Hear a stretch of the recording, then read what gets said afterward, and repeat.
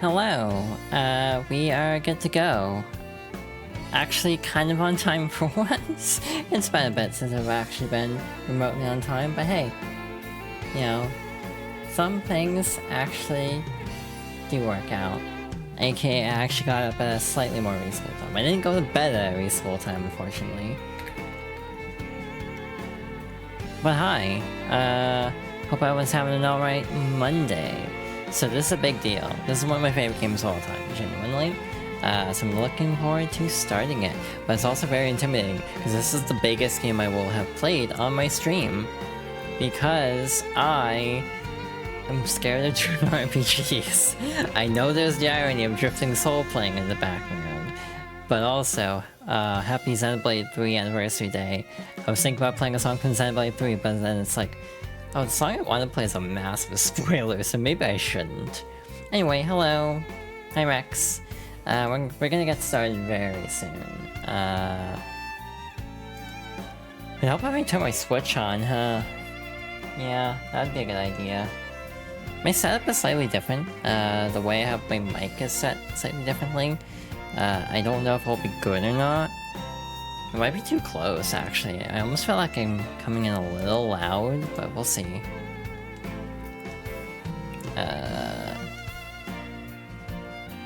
Is that a good angle? I think that's a better angle. I wish I had more room, but then you can't always get what you want in life. I also set the song to loop by accident because I was looping a different song last night, and then and forgot to turn off looping. So I didn't mean to play the song twice. If you were wondering, if you came in during the initial start, but sorry. We're gonna have to get a move on though.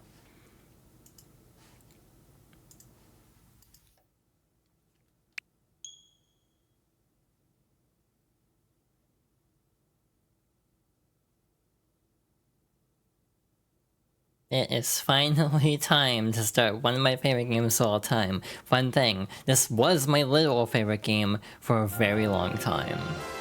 Up until like 2 years ago, I literally would basically say this is my favorite game of all time. Paper Mario The Thousand Year Door is a game that is incredibly important to me, and thus is definitely making the list of Fox Girls' favorites. We have an interesting opening. The first time you start up the game, if there's no file, you go straight to the title screen. The opening won't play until you actually select the file. It goes back to the way it used to be in Thousand Year Door on GameCube, as soon as like there is a file present. I don't know how much dialogue I'm gonna be reading. I may be in danger. Today, I'm going to tell you the story of the Thousand Year Door. An awfully long time ago,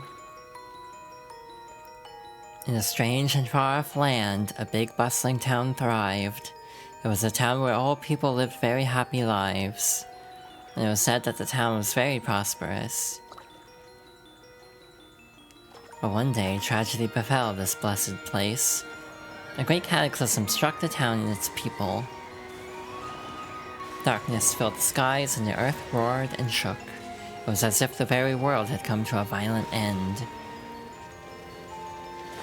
And in but a single night, the town sank into the depths of the earth.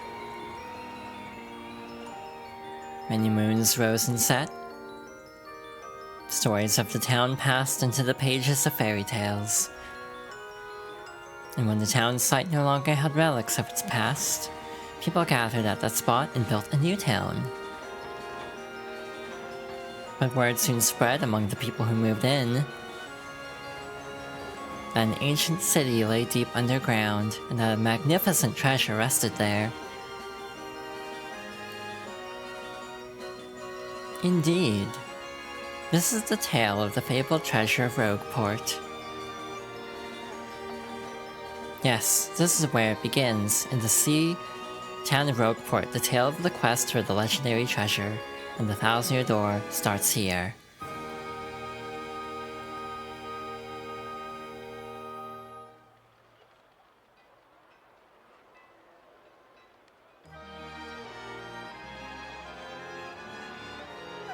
Finally, I have a minute without Toadsworth watching over me. He's so paranoid. I come all the way here on holiday only to be stuck with Toadsworth. It's so stifling. Once in a while, I'd like the chance to look around on my own and see what I want. But now that I'm doing it, all I see is that this town has a very, distinct flavor. Oh, Missy. You buy something? I have a wide assortment of knickknacks and doodads, but this is a special favorite. Oh, that's a pretty box. What's inside it? This box holds a map that shows where to find treasure. But the box has a magic lock on it, and will only open for a pure and noble heart. As you can see, it won't so much as budge if one such as me touches it. Ooh. If the box will open for you, Missy, then you may have whatever is inside. Hehehe, go on, hold it. I suppose I could try opening it.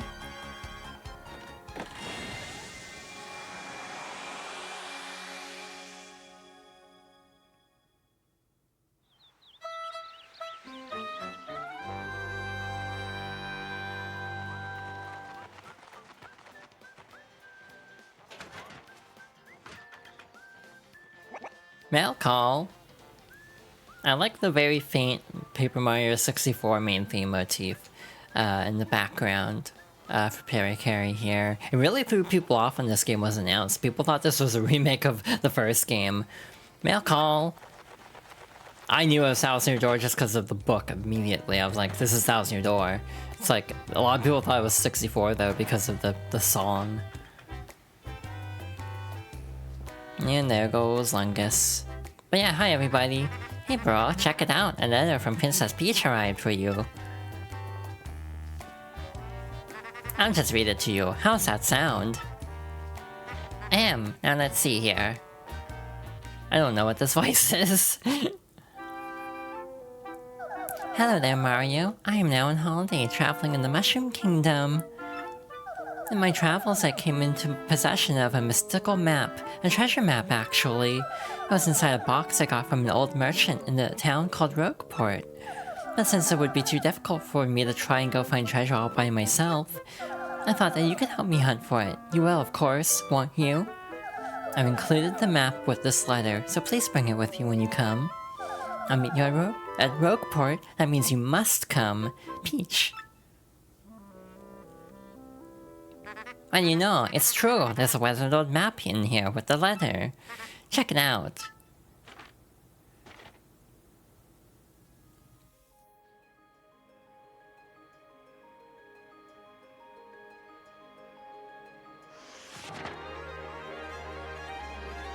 And that is how our grand adventure starts. But yeah, hello everybody. Hi Rex, hi Mario, hi Nicole. Welcome on in everybody, as we're just getting started. In the old version, you had to press A to progress, and this one it auto progresses, which is actually kind of nice because I never understood that. And as a kid, I would just sit there and be like, why isn't this progressing? So they didn't make it a prompt. Also, if you wait on this screen long enough, the original Mario song will play, so I'm only going to show this one time for obvious reasons. Yeah, this game means a lot to me. I'm really glad to finally get a chance to show it off a bit. I don't really recognize this song because I almost never wait this long. It's also very quiet. Yeah, in the old version, it would play a special song if you waited long enough, and I'm just curious if that's still the case. So for science, we're gonna wait here for a bit. I probably should have looked up if this is actually still in the game before trying to show this off.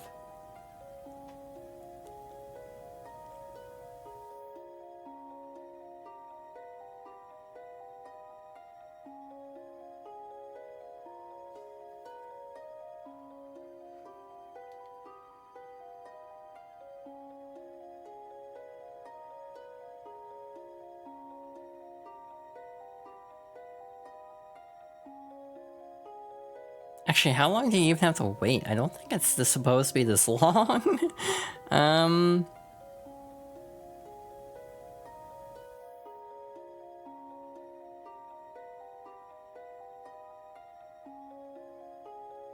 So either they got rid of it for this version, or you have to wait a really long time.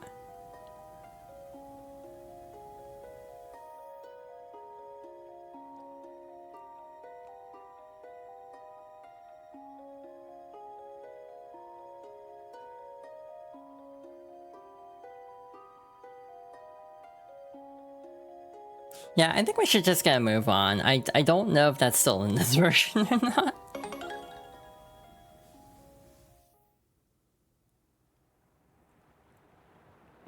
Excuse me, sir. Please wake up, sir. The town you'd been speaking of has come into view. Look, that's Rogueport.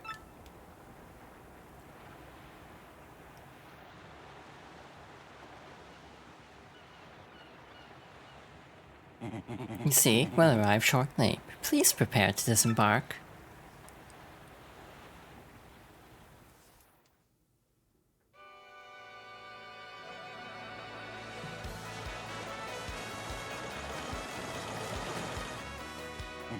I must apologize, sir. Our arrival was delayed just a bit by rough weather. Are you quite sure you want to disembark here? I did tell you all the sordid tales about Rogueport on our way here, did I not? What's that? I'm sorry. You say there's a princess waiting here for you. Is that so? Of course, sir. Well, if that's what you think, then it won't stop you. But, you be careful, sir. Don't say I didn't warn you. And there they go. Yeah, this is our central hub of the game, Rogueport. I don't know how many people I want to talk to. Why, welcome to Rogueport. Bit of a nasty place, eh? You got guts coming here. You look a bit green, so have a wee bit of advice on me. Hit that save block to save. Cause the thing about life is you never know when you're gonna kick the old bucket. What do you want, pal? Huh? A princess in a pink dress? I ain't seen nothing like that, no. I remember a princess, probably. Why do you want this chick anyway, pal? You owe her money? Or is she your girlfriend? Hey, about that. Hey, what do you want? Get away from me, freak! Oh, come off it. I know you're a nosy book nerd, so don't play dumb with me. I've seen you walking around town asking for information about the crystal stars. Well, now I'm doing the asking, so be a good little student and tell us what you know right now. Never. I don't have anything to say, you creeps. Ew. I suppose it wouldn't be right if a sassy little lass like you met with an untimely demise. Buh, buh, buh. Boys, we're taking this firebrand to our fortress, but the firebrand's in Superstar Saga. As you command, Lord Crump, we're on it. No, stop right there, you weirdos. I'll scream, really. I bet all their dialogue changes. I don't know how much I want to commit to this. It looks like another dust-up among rogues. Blokes in this town have fuses too short by half. In times of violence like these, you gotta give that save block a whack to save your progress. Cause the thing about life is you never know when you'll see that big game over screen. You get me? Not a fight. I saw you hardly got a morning stretch before someone throws a punch in this town. Out of the way, you scallywag. Move your ever-loving bones. Blimey, a fight? Corkin! Ain't nothing as fun as watching a few blokes duke it out in broad daylight, hey? Am I right, mate? Yikes, looks like trouble over there. Probably best not to get involved, huh? I wouldn't meddle with other people's problems in this town, even if I had an extra life. Anyway, let's get involved. I could go anywhere with smelly losers like you. Not likely. Huh? What do you think you're doing, chump? You think you can screw up my plans? I don't know what voice I'm doing for Crump. Gah, it's always something. Looks like I'm going to have to give you a little taste of your Crumple Bomb. Now, if we were playing on GameCube, I could style on him, but I'm playing on Switch, so I cannot style on him. Battle time, Mr. Man. Just find a way to beat this freak of the week, okay? Don't sweat the details, just jump on him and hit him with your hammer. So if you aren't familiar with Paper Mario, this is very trippy, but you actually don't start with action commands in 64. Sweet, you know that hurt. Wow, I gotta say you're tougher than you look. Keep it up and you'll beat him in no time.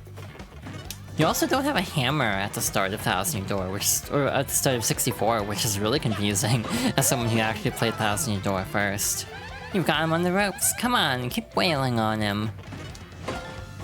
Yeah, normally if I was playing on GameCube, I would actually be going for Super Guards, which are a much tighter frame window, but actually deal one hit of damage. I don't want to risk it on Switch though. Doesn't really speed up the fight that much anyway. You did it, yes, and you've got star points. That's what these little things are, star points. The star points you get will show up there. When you get 100 points, you'll go up a level. Don't forget that, okay?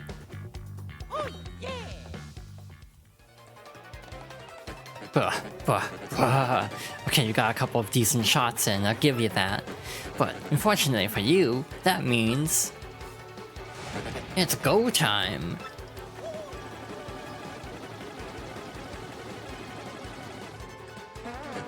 Punish him!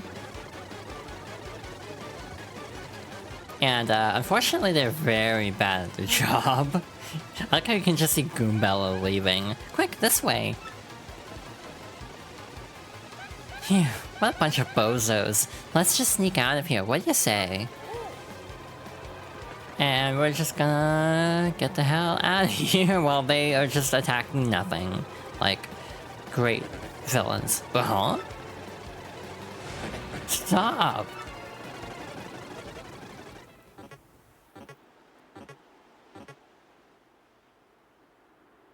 Where'd they go, huh? You, Johnson, did you see them? Did anyone?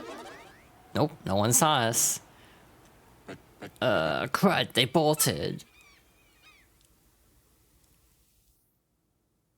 Well, that was easy. Wow, mister, you totally saved me. Thanks. I've just got to give you a little reward. Everyone in this game is so down bad for Mario for some reason. My name's Goombella. I'm a junior at the University of Goom. Nice to meet ya. So, who are you? Mario? Wait, you mean like that famous guy? Wow, I can't believe I met you here. Cool. Anyway, no offense, but it looks like you just rolled into town yourself, right? They actually stop you to look at the cutscene behind you, which is interesting. Me, I already hate it here. There are freaks and weirdos everywhere. It's nasty. I mean, I know the place is called Rogueport, so I should have expected it, but sheesh. I'd never come to a place like this if there weren't some legendary treasure here. What? You're looking for the legendary treasure too? Seriously? Whoa, whoa, whoa, bucko. What you got there? Oh my gosh, is that a map? You have got to tell me where you got that. I totally read that wrong. Princess Peach, what?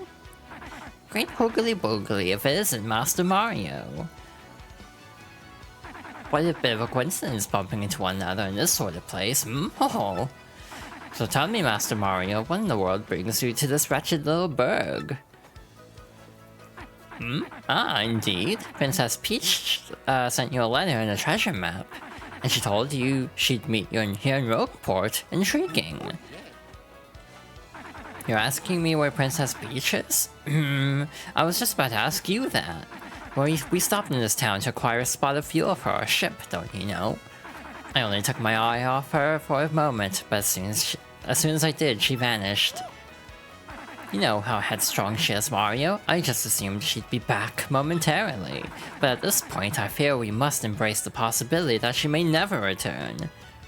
But I'm feeling better with you here, Master Mario. Surely you'll find her. Surely. But I know my place, Master Mario. And this is not it. I leave this task to you. I believe I'll recline in the inn right over there and enjoy a spot of tea, perhaps. In fact, I highly recommend it particularly if you find your HP heart points running low. Just drop on in. Oh, yes, anyway, a little rest will fill all of your HP. I must say, though, the rest of this town is a bit rough. Yes, rough indeed. Princess Peach? Did he mean, like, Peach the Mushroom Kingdom princess? The princess who always gets nabbed by Bowser the Koopa King, the one you rescue? Wait a sec, this is wild. Princess Peach sent you that treasure map.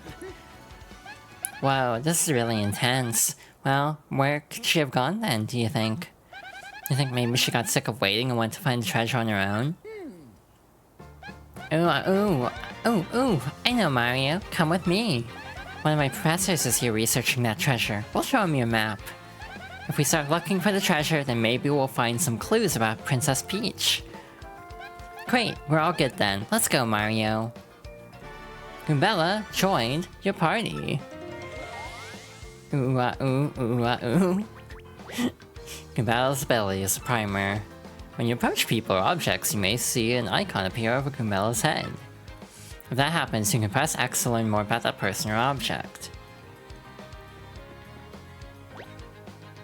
Press X to learn about a person. That's Goomba the Goomba. He's always complaining about being swindled or mugged.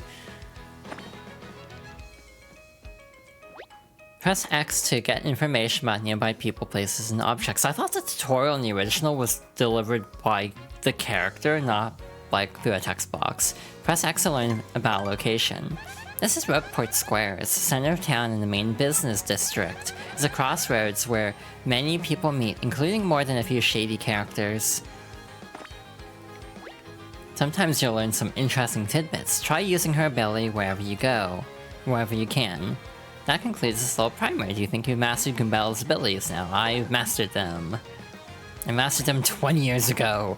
Of course, Goombella can be quite helpful in battle, too. She can jump to attack with a head bonk, or look up enemy HP and weaknesses with her tattle ability. Guess who is extremely uptight about tattling everything?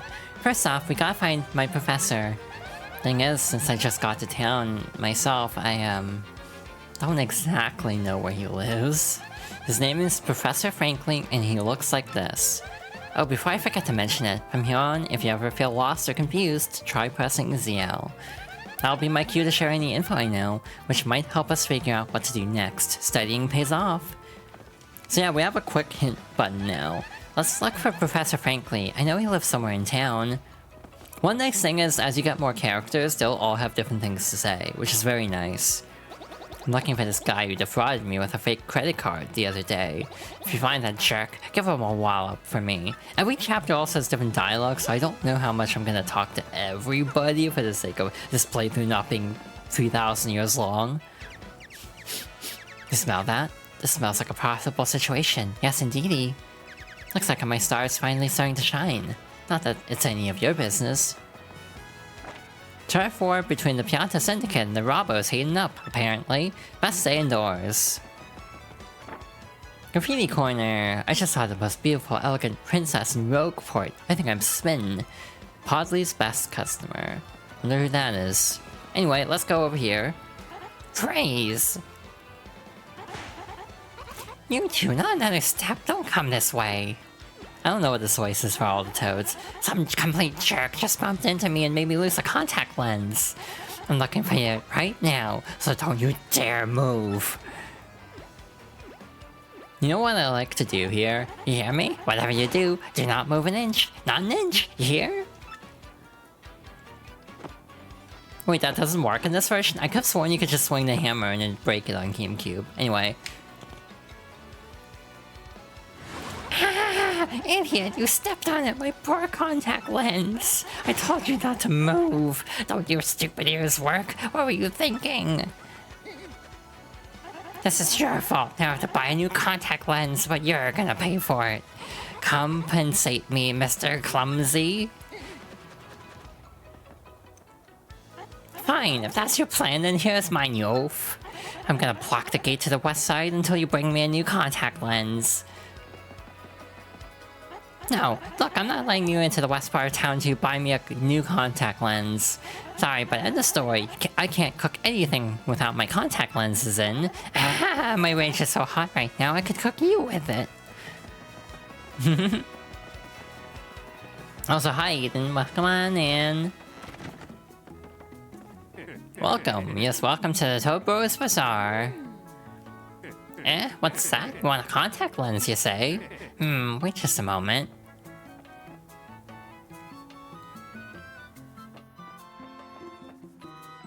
Chief Owl, I'm sorry, but we don't have any in stock right now. Tough luck, I know. I can special order one right away for you, but it'll take a while. Check back soon, okay? Hey chat, how obsessive compulsive do you want me to be about this game? Like, do you want me to get all the star pieces on stream, or can I just get them on my own? Because I'm probably gonna 100% the game one way or another. You look like you don't know anything, so I'll teach you something. How about that? If you press R, you can check your current HP. I can't believe you didn't know that. If you have low HP, you ought to rest in and in so you recover. Use your head. If we don't save here, Goombella will tell us about saving. Hey, by the way, Mario, have you saved yet? There's a save block over there. If you haven't saved yet, this is a good time for it. Hey chat, what if I do something really stupid? Hit this block to save all the events you've experienced so far. If you get a game over, if you start playing again from the title screen, you can continue from the last point you saved. Anytime you find a block like this on your adventure, be sure to hit it to save. Like, what if I do the fight you're not supposed to do yet? Professor Frankly, actually, I think a guy by that name lives over on the east side. Just go east from here. As you enter town from the harbor, just have a right. I love the new sprites they have. So, like, the little guy here has like crossed arms. So what about him? Did this guy steal something important from you or what? Like, I love that detail that they added more sprites for everybody. And we got a new song for a certain character. Oh, I used to sail around and run wild in my younger days, but I'm a reformed sailor now. I used to go around exploring all over the place without giving it much thought. Good for you. Can't you take a hint, pal? Ellipses means scram, don't talk to me. I didn't mean to talk to you again.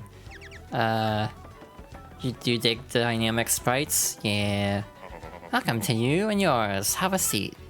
This is Podley's Place, a humble little cola shop where folks mix stories and drinks. Mix drinks and change lives. Or save lives. By the by, there's an inn upstairs. When you're weary, go on up and relax. That'll make sense later, but I have reasons to not like Podley. Ah, what are you doing? Sneaking up on a person as he sings most jovially. Who, me, you ask about? Ah, I am called Flavio. I am, how you say, a trader. The richest man in Rogueport. This is the Skullstone, and the lucky charm of my family. I love you, you sparkly thing. It is so fabulous, I wish to give it great big kisses. It never leaves my sight. Never! Heh, foreshadowing. I'm not gonna elaborate. Anyway, hi Toadsworth. Oh, where in the world could the princess have gone to? This is quite troubling indeed.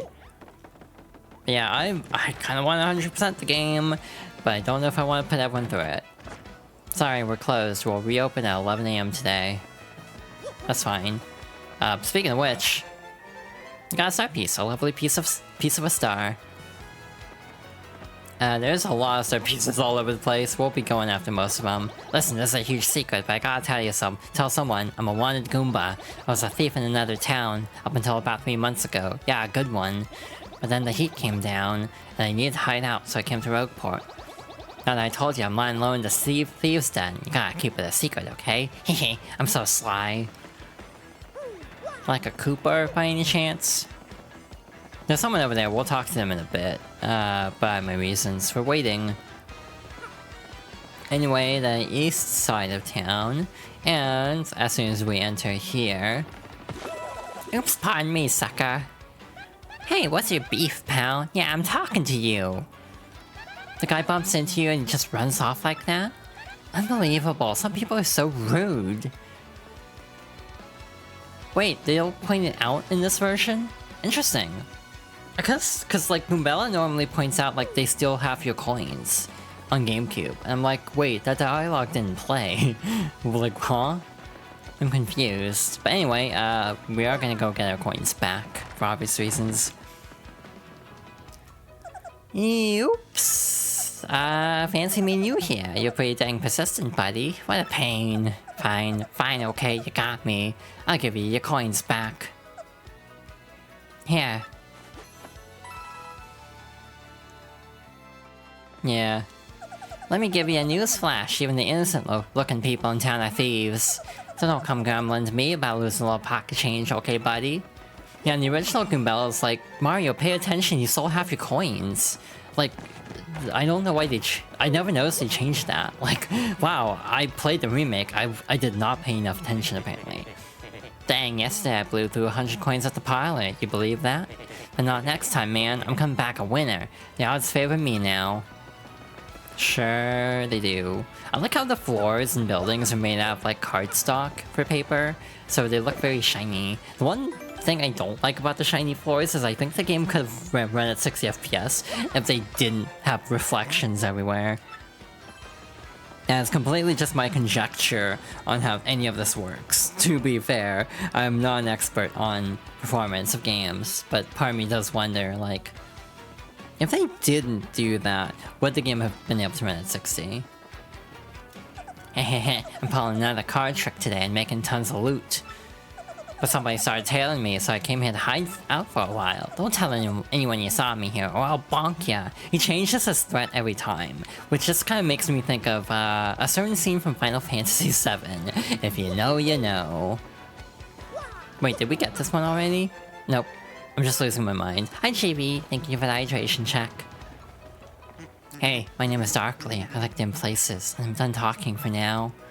By the way, I actually have more commands set up now. Or not commands, but channel point redeems set up. So if you want to take advantage of that, be my guest.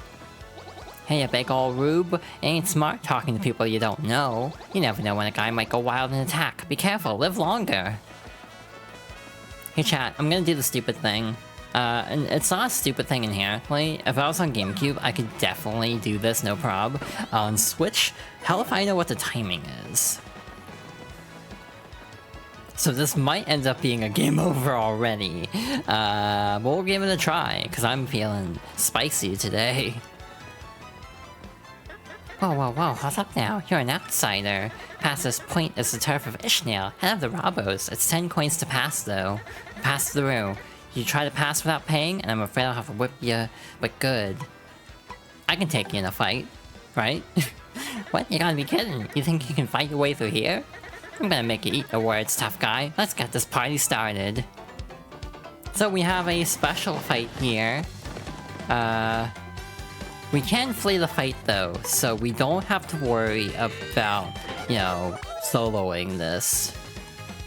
Goombella can't do anything in this fight because this character has a spear. Anyway, our first Tannel is going to be Gus. That's Gus. He's super annoying and tries to take tolls from everyone. Max HP is 20, attack is 3, and defense is 0. All in all, he's pretty tough.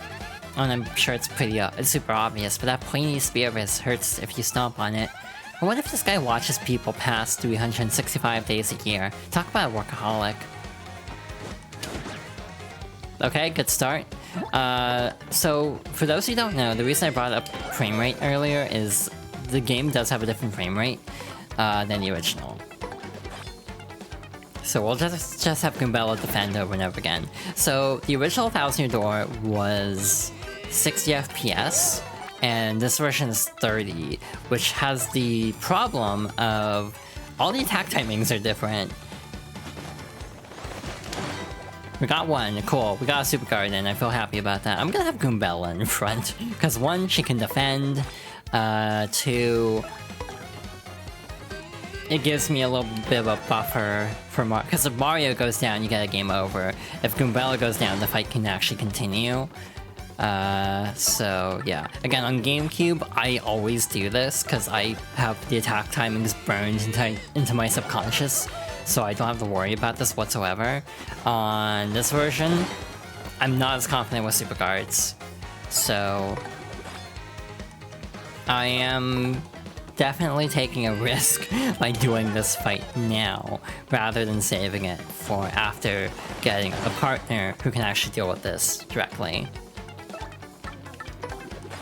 I like how I said that, and I've gotten every Super Guard of the actual, like, charge attack. It's only the spear that I keep screwing up. That is the harder one, in my opinion. The spear one, in my opinion, is slightly more finicky. But yeah, that was a very good Gus fight for me on a version I'm not familiar with. This is the first time I've done this on Switch, because I've only played it one time on Switch. It came out last year. It's not that old of a version. Crud, you dumb video game heroes always pull this stuff. It's ridiculous. You think violence solves everything, don't ya? Huh? Don't ya? Anyway, the full east side of town is now accessible to us, which is nice. This is East Rogueport. This is the turf of Ishnael and his crew of Robos. The east side's all run down. You can't even tell if these buildings are vacant or not. If you're down here, you darn well better have a compelling reason to be here. That Trouble Center is the only place on the east side that other townsfolk come to. If the place is open when you're in the neighborhood, you should drop in. It is closed right now though, so that was essentially useless. Trouble Center, I'm out of the office, please come again. Anyway, we can't get in here. I wonder who lives here. Foreshadowing. But in here we should have our level up character. To power up your partner, talk to me from the other side of the table. This is Merlon. If we get Shine Sprites, we can actually level up. But next up is our actual objective. Oh hi, there you are, Professor Frankly. Who's there? Who wants me? Ah, yes, you. Now, wait for it, just a moment. Don't tell me now. Silence, I'll get it right. It's not Goombril. It's not Eliza Goom.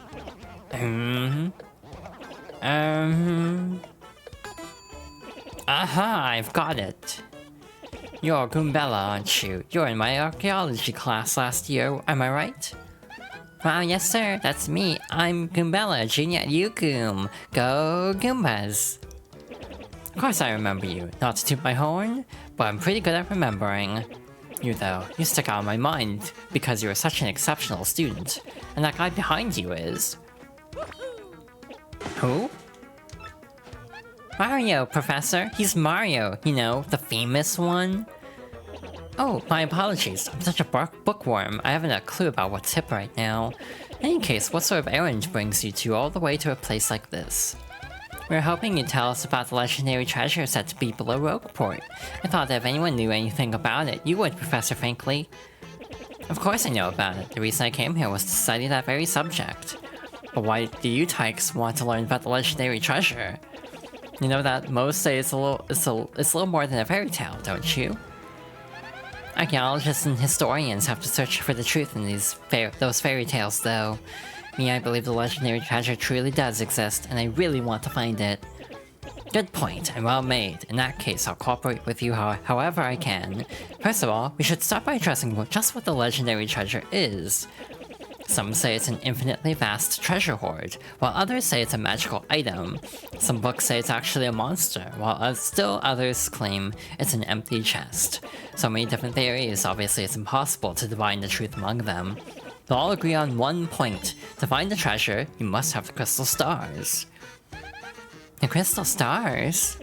To find the treasure of yore, take the 7 crystal stars to the 1,000-year door. That's how the old saying goes, and with a rhyme that's solid, it must be true. I don't think that line's in the original, at least I don't remember it.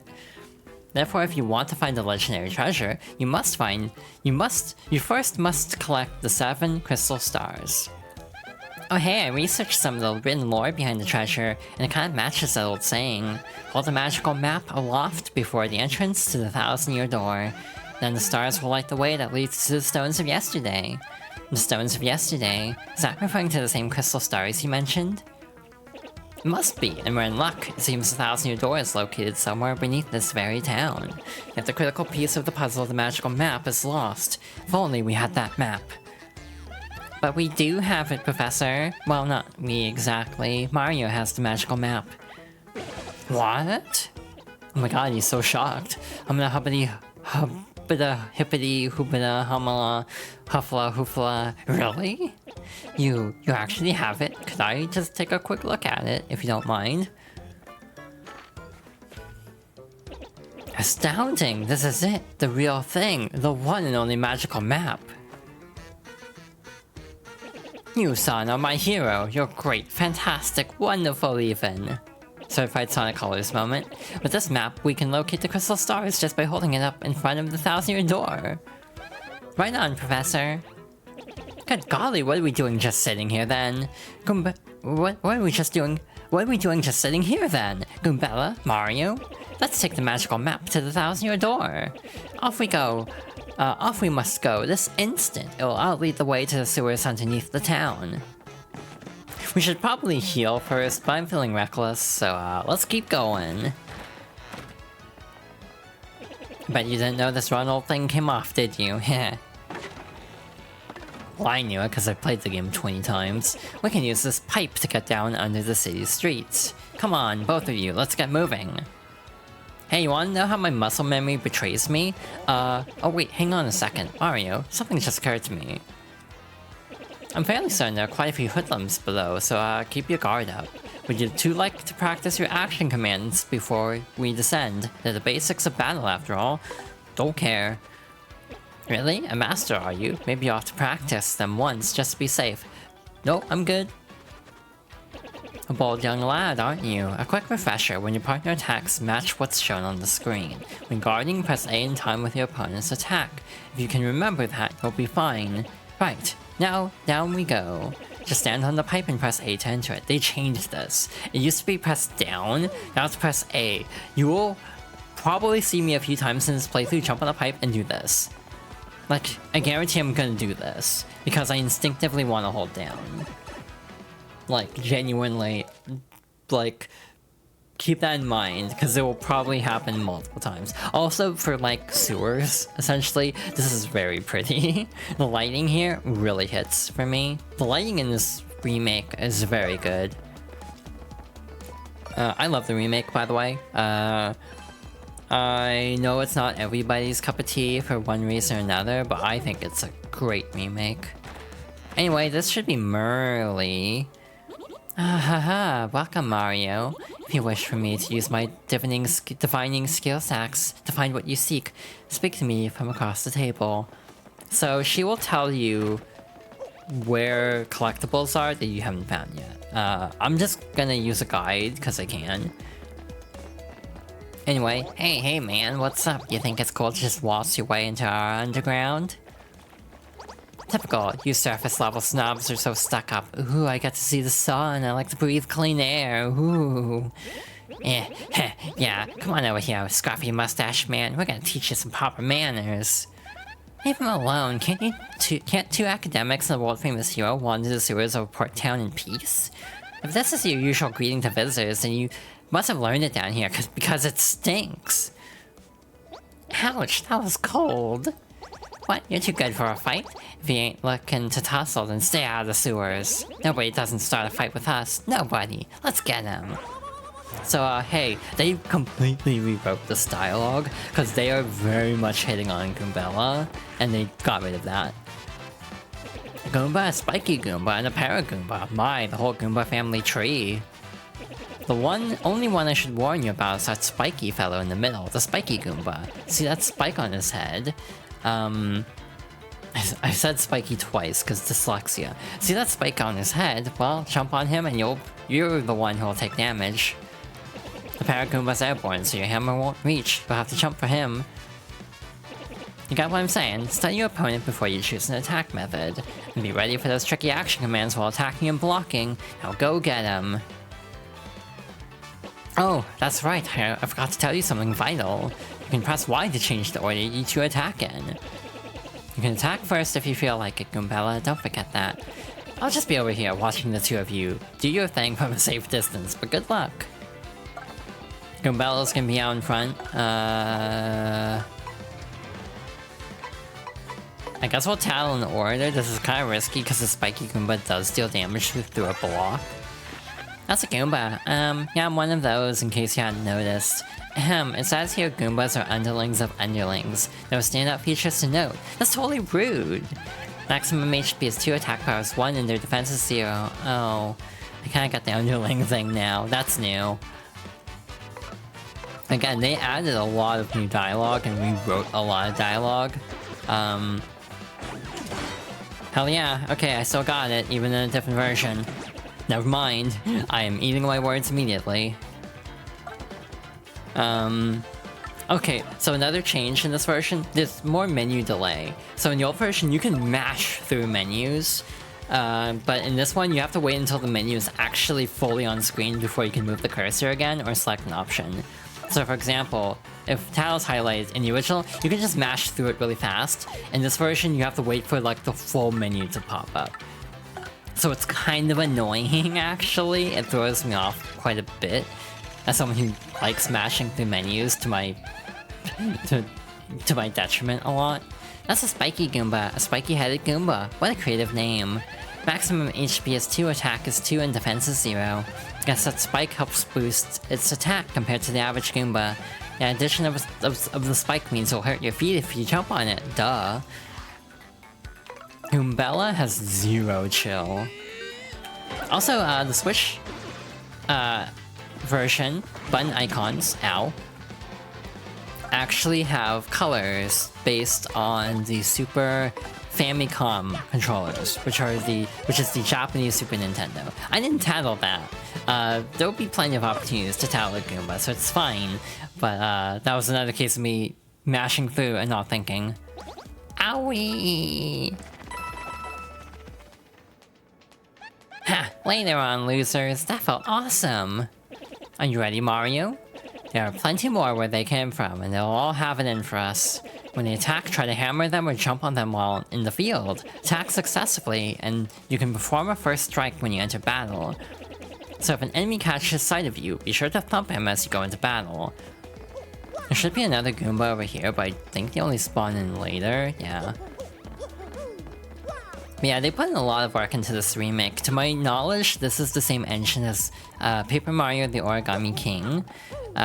So aesthetically borrows a lot from it, but even this game has different aesthetic to it. It's actually less papery than Origami King, which is more leaning into the paper aesthetic. I'm gonna say right now, I have the very hot take of I actually like Origami King a lot. A lot of Paper Mario fans have been at war with each other ever since Sticker Star came out. But I actually like most of the modern Paper Marios and the older ones too. That's a Paragoomba, basically a Goomba with wings. I'm jealous. Maximum HP is 2, attack is 1, and defense is 0. You can't hammer it while it's flying, but wrap it up with a jump and it'll totally plummet. If it loses its wings, does it become a regular Goomba for the rest of its life? No one ever talks about this. Yeah, I swear a lot of this, like, flavor text is new. Anyway, hi. I hope everyone's enjoying the stream so far. This is gonna be a long stream series. So I am going to make a schedule change, or attempt a schedule change, Monday, Wednesday, Friday instead of Monday, Thursday, specifically to try to get through games faster. The one downside of this is I'm running out of hard drive space. So I'm trying to figure out a way to work around that. I do have a lot of extra hard drives. You like everything about Origami King except actually playing it, that is completely valid. I think Origami King has great vibes, and the vibes of the game did carry me through the game, like I'm not even gonna pretend. But like, there was someone trying to mod the game to give it a different battle system, and like, I think that's gonna be really good. Like, if they pull it off, I think it would be a phenomenal Paper Mario. Color Splash is also really good in my opinion. I genuinely want to do a second chance series, as I've called it. You got a mushroom, a feel-good mushroom, replenishes 5 HP. You got an item. You can use items to attack enemies and replenish your heart points. Press plus to open the menu, then choose items from your gear screen to see your items. You can also do D-pad shortcuts like in the original. There should be a fire flower. You got a fire flower. Attacks all enemies with fireballs that do 3 damage and burns them. So we have a huge difference over here, but we can't see that until chapter 2. But they did completely redesign the warp room of all things, which is a very specific change that I actually kind of like. You got a star piece. I don't know I read that. Hello, character we're not supposed to know the name of yet. I almost immediately just said Punio. Like, I'm not gonna even have any pretense about it. I played this game a lot. I'll probably end up telling this story a second time. But I do have a story where I got stuck on the final boss of this game and also just thought it was really scary, to be honest. So whenever I basically would play up to the final boss and then restart the game. And I did that like 7 times before I actually, or like 4 or 5 times before I actually finishing the game. That's a Spinia, a totally weird creature made of thin, papery boards. It certainly looks unique. Nobody knows much about these creatures, actually. Max HP is 3, attack is 1, and defense is 0. Its attacks are super swift, but it should be pretty easy. Just give it a yeah! Also, if you were here for the Mario and Luigi Superstar Saga playthrough, you will know I play RPGs in a really obnoxious way, where I like to fight everything that I come across, so... Luckily, this is not Origami King, and battles don't take a millennia, so I don't think that'll be as bad for this game. Again, I like Origami King. God, battles take a million years in that game for some reason. Like, I will complain about Origami King, even though I do still love the game. Like, parts of the game still drive me up the wall, even though I, in general, really enjoy that game a lot. I also really like Sticker Star is the only one I'm kind of on, and even then I don't dislike it to the level of vitriol that most of the fan base dislikes it. I just think it's kind of mid. I don't think it's like worth being mad about for 15 years now, or like 13 years. Like, a lot of games that generate a lot of outrage are just kind of mid. They're not even that bad. Like, if this is the worst game you've ever played, you need to play more video games. You got a black key, a strange black key. Even stuff like Balan Wonderworld is like, the Quiet Man exists. Like, Balan Wonderworld was made out to be like the worst thing ever, and it's like, that's not even the worst game Square Enix published as part of that deal. Anyway, we have a chest over here. I didn't get the key, did I? Hey you, can you hear me? You can. That must mean you're the hero of legend. Only the great hero of legend can hear my voice. Yeah, everyone else, nothing. See, long ago an evil spirit cast a curse on me, locking me in this chest. It was a real drag. I've been here ever since, waiting a long, long time for the hero to come by. So yeah, anyway, big guy, what brings a hero like you to a place like this? Mario, a word with you. I'm not exactly confident that we can trust this chest. I think it may be best not to mention that we're looking for the crystal stars. Well, drat. I just said it out loud, what's wrong with me? Oh yeah, searching for the crystal stars, are you now? So you really are a hero. Well, you're definitely gonna need my help if you hope to get those bad boys. So first, you need to look for the key to this chest, then use it to let me out, definitely. Not sure how this chest guy would know anything about the crystal stars. What do you think we ought to do? Well, I know my vote goes to finding that key. I'm sure it's around here somewhere. This is what the key looks like, by the way. Come on, being stuck in a box is no picnic. I'm counting on you, oh great legendary hero. Whoa, what? You already found the key? Oh man, I hope you're big. Did I not read the description of the key? It's fine if I didn't, but wow. Yeah, a strange black key, there's not much to it. Yes, thank nothing. Wee fools. If you ever played Hat in Time, this is what that's based on. Oh boy, did you fall for it? I burned you. What do you think I was gonna... What, you think I was gonna help you? Instead, I'm gonna spread a little of the suffering I've endured in that stupid box. Yeah, sorry, but those are the breaks. I'm gonna cast an evil, terrible curse upon you. Woogly woogly woo, you're cursed. Enjoy that curse, sucker. You got what you deserved. You want to hear all about the sweet curse I just dropped? Then listen well. From now on, if you press Y in certain areas, you'll turn into a paper airplane. Wee, trembling yet? Suffer the rest of your days under my terrible curse. Wee, oh, I can't help but chortle. You're doomed. That's a awful moment right there. This curse is pretty rough, I guess, so I suppose I owe it to you to explain it. Ready? If you stand on an airplane panel like this, the floor will start to glow. Yeah, okay, you're on the panel now. Try pressing Y, and then bam, you're a paper airplane. You'll control your tiny paper plane self by tilting the control stick forward and then back. The plane will rise if you tilt left on tilt the control stick in the direction behind you. However, if you keep tilting the control stick too much, it'll slow down and start to fall back to the ground. This is a much more thorough tutorial. Once you start to rise up, stop tilting the left control stick. Timing is key. Try it now and suffer total aerodynamic humiliation.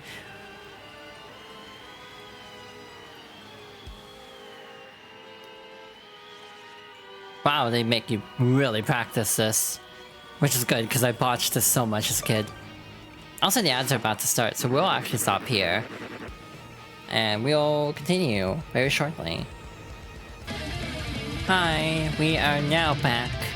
We're gonna hop into the game really quickly. And resume. I am actually going a little bit slower than I was hoping to. I was hoping we were already in the actual chapter proper by now. We're still in the prologue. So I don't know how long this series is going to take. I'm thinking it's going to be a bit. Which again, is part of the reason why I want to add on an extra stream day, because RPGs will take forever otherwise. Sorry, Dizzy. There's another song I want to play for an ad break. I can't find it. I know I have it somewhere. But it's not in this playlist. Wait, what? No, that's not the playlist I can't play. I'm confused. Now I'm obsessing. Chain attack. And you'll know. Is this not in the stream playlist? It is. What? Why can't I find it? Oh, it's a different composer. Oh. Gotcha. It's sorting by that. Okay. I know I should be getting back into the actual game, but I'm just like trying to find a song to play next time because it's relevant.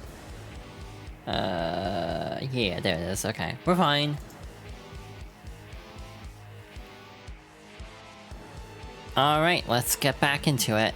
Wehehehe, when you've had enough airplane shame, press B to deplane and get back to normal. Again, they make you drill this way more than the original. So be honest, do you fully understand the peril this curse has bestowed upon you? Yes, I get it. I think the options were in the other order in the original. Farewell, you foolish fool. Wehehehe, certified Francesca Blunt Karma moment. So, wow. Just wow, what was that guy's beef? When was Ace Attorney localized? Cause like... Yeah, I see Foolish Fool and I can only think of Blunt Karma at this point. Anyway, we finally made it to the 1,000-year door proper. I will get to that redeem after, because we got a huge cutscene coming up. Oh, Mario, Gambetta, look at that! Is that the 1,000-year door? I can't believe it's real! So the legends are all true. Come, let's move closer. Is there a star piece behind one of these pillars? I could have sworn there was. Now I'm like, but now I actually am like, I think it's only one like up there, so it's fine, we can move on. Gotta stand on the little pedestal.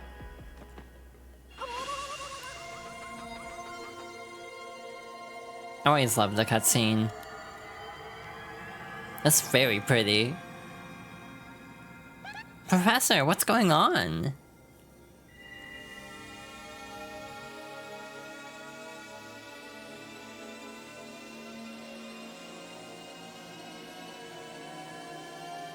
I like the little rainbow light around it, it's very pretty.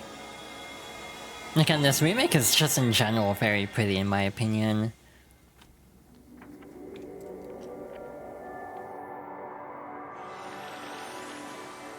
And that's our next stop.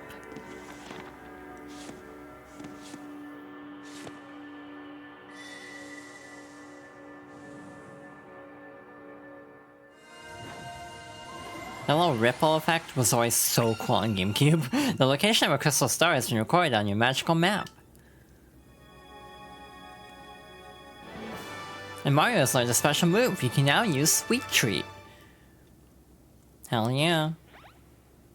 Professor, the map! And what was that with all those strange lights? This looks like information related to the location of a crystal star. That shining light looked as if a mysterious power was given to Mario. Well, one way or another, we should return to my place and study the map closely.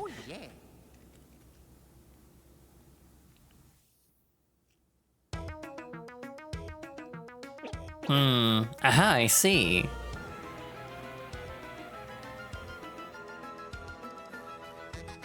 You understand it, Professor? Of course I do, and I shall explain. The first thing to know is... this map is truly astounding! Somehow this map contains radar-like functions. It's showing us the location of a crystal star. It looks like the first crystal star is to be found in a place called Petal Meadows. Petal Meadows? Yes, the area is a vast meadow that lies far to the east of Rogueport. To tell you the truth, I've always thought that place was a tad suspicious. The name Petal Meadows did come up from time to time in my research. Okay, fine, so we'll go there. Does anybody know how to get there or what? I'm fairly certain that somewhere beneath the city is a pipe to Petal Meadows. If you could just find that, you'd get there instantly. Pipe travel's efficient. Say, by the way, Mario, I'm curious, how did you get that map anyway? From Princess Peach? Really? Her Highness sent this to you, Mario? This Princess Peach. This wouldn't be her, would it? I've hired this Peach to stare at you. So it is her. Your princess came to see me the other day. She wanted to learn about the treasure. I told her about the crystal stars and my suspicions about Petal Meadows. It doesn't seem likely, but perhaps she tried to go to Petal Meadows on her own. You know, Professor, there was another suspicious group asking about the same thing. But I can't imagine Princess Peach getting involved with them. Alright, it's settled. Off to Petal Meadows with you two go. If Princess Peach indeed went there, your first priority must be to catch up to her. Collecting the crystal stars is a means to an end, and that end is Princess Peach. Aren't you coming, Professor? No, I'll stay in town and ask around about Princess Peach and that suspicious gang. Besides, I doubt a shriveled old Goomba like me could handle the trials of the road. Of course, if anything happens and you need some advice, come see me, okay? You got it, Professor. Well, Mario, we're off. Give it your best. Now then, allow me to give you both a proper farewell, / give you a tutorial. Mario, there's something I forgot to mention. Firstly, about that light we saw shining on you. By my reckoning, Mario can now perform what is known as a special move. A special move? Yes, well, stuff like this is better explained by example rather than words. Would you like to try it out? Nope. No thanks. This is very important. You'd better listen. I mean it. Are you ready to listen? No thanks. You're absolutely sure. Well, alright. Just remember, in battle, the bigger your audience, the better. Mario, it's scary out there. Take this with you. You got a Power Smash badge. Powerfully smash a foe. It's called a badge, and it is incredibly helpful. You see, depending on the badges you have equipped, you'll get much more powerful. What's important is knowing what the effects will be when you first equip a badge. Would you like to practice equipping and removing badges? No thanks. Are you absolutely sure? This is the last time I'll ask. Do you want to practice? Nope. I see, then just remember this one part for me. You must equip badges for them to take effect. By the way, you need flower points to use the Power Smash move. In battle, you should watch not only your HP, but your FP too. Did you get all that? Well, here's hoping you find that pipe to Petal Meadows. Just gonna... Wow, they didn't heal us, okay. We're still kind of beat up. Neat. And we're just gonna equip that before I forget. Hey, chat. When the hell do I do the Trouble Center? Oh wait, it's not even open yet? Oh. Well, they give you a lot at the start of Chapter 2 then. Oh, hi. Hey there, kid. You got a minute to learn what it means to fight? Like, to fight with your whole heart? I can see you're brimming with potential, kid, but there's a heap of stuff you don't know about a fight. Stylish moves, hitting it big, there's a whole list. Feel free to hit me up if you got a question, friendo. Who am I? There's some who call me the Battle Master, and they don't stop. And I don't wait. I don't stop them, but I could with fighting. Anyway, I got a great life traveling, training. Some third thing. If you see me around, give me a holler. So this is a new character to give you tutorials. This character is very disliked, partly because he looks more like an Origami King NPC than a Thousand Door NPC. Like, he stands out, basically, which is like, God, why are Paper Mario fans? But again, I promise I'm not gonna complain too much about Paper Mario fans in this playthrough. I'm going to do my best to not complain too much. But again, I am someone who does still enjoy Super. I still enjoy, what's the other one? Color Splash. I enjoy Origami King. I remember kind of being okay with Sticker Star. Sticker Star would also be an interesting second chance because I did kind of like it, but I wonder how I'd feel about it now. So that's a possibility for the future. But again, my general preference in RPGs like this is fight everything once. In a game like this with respawning enemies, specifically Mario RPGs. I'll get to the redeems after a little bit, because we do have a little more story to go, but I'll just bank those for a bit. I did hydrate. It seems to be almost inviting us to do something, doesn't it? But what? It's kind of soggy and majorly gross. Bloop, bloop. Ouch, that hurt. Certified big man moment. Just like talking in like non-English, but with parentheses around what he's actually saying. Bloop, bloop, bloop, bloop. Who just up and whacked someone's tootsies like that? Bloop, bloop, bloop. Somebody with serious moxie, that's who. Just like you, for real, for real? Bloop, bloop, bloop, bloop, bloop, bloop. Would you look at that? It's some saucy mustache guy. I don't know if I describe Mario as saucy, personally. Bloopy bloop blue. He's in a world of hurt. Look at those tentacles. Bloop bloop bloop bloop bloop bloop. I'll give him a taste of the old tentacle trample. Oh, saucy. Oh. Hey Mario, you remember what... Hey Mario, you remember what Professor Franklin told us, right? You can press Y to change our attack order. If your HP drops, you can press Y to put me in front. So with our newfound... Actually, I'm gonna save that. Got the tentacles. Also stylish moves. I didn't explain that at all, but it's fine. Tattle. That's a blooper, and a really super humongous one too. Ew, it's all slimy. Just totally can't stand slimy, nasty, icky things. Gross. Gross. Max HP is 12, attacks 1, defense is 0, attacks with tentacles and ink. Once you damage both its tentacles, it'll fall down, and then it's attack time. By the way, the tentacles each have 3 HP. Now relax and make seafood out of slimy, nasty blooper. So, for those who are watching, like, oh, bloop bloop, a mustache. Bloop bloop bloop, bloop. You're thinking I taste good, aren't ya? Admit it. Bloop, oop, bloop bloop. Yeah, you want to snack on these tentacles, don't you? You know I'd rather... What? I don't remember this in the original Cutlass Punk. Okay. Ow.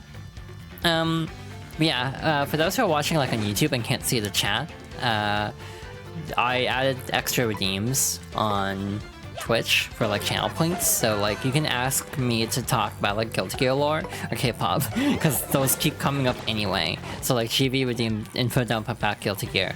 So hey, here's a fun thing about Guilty Gear.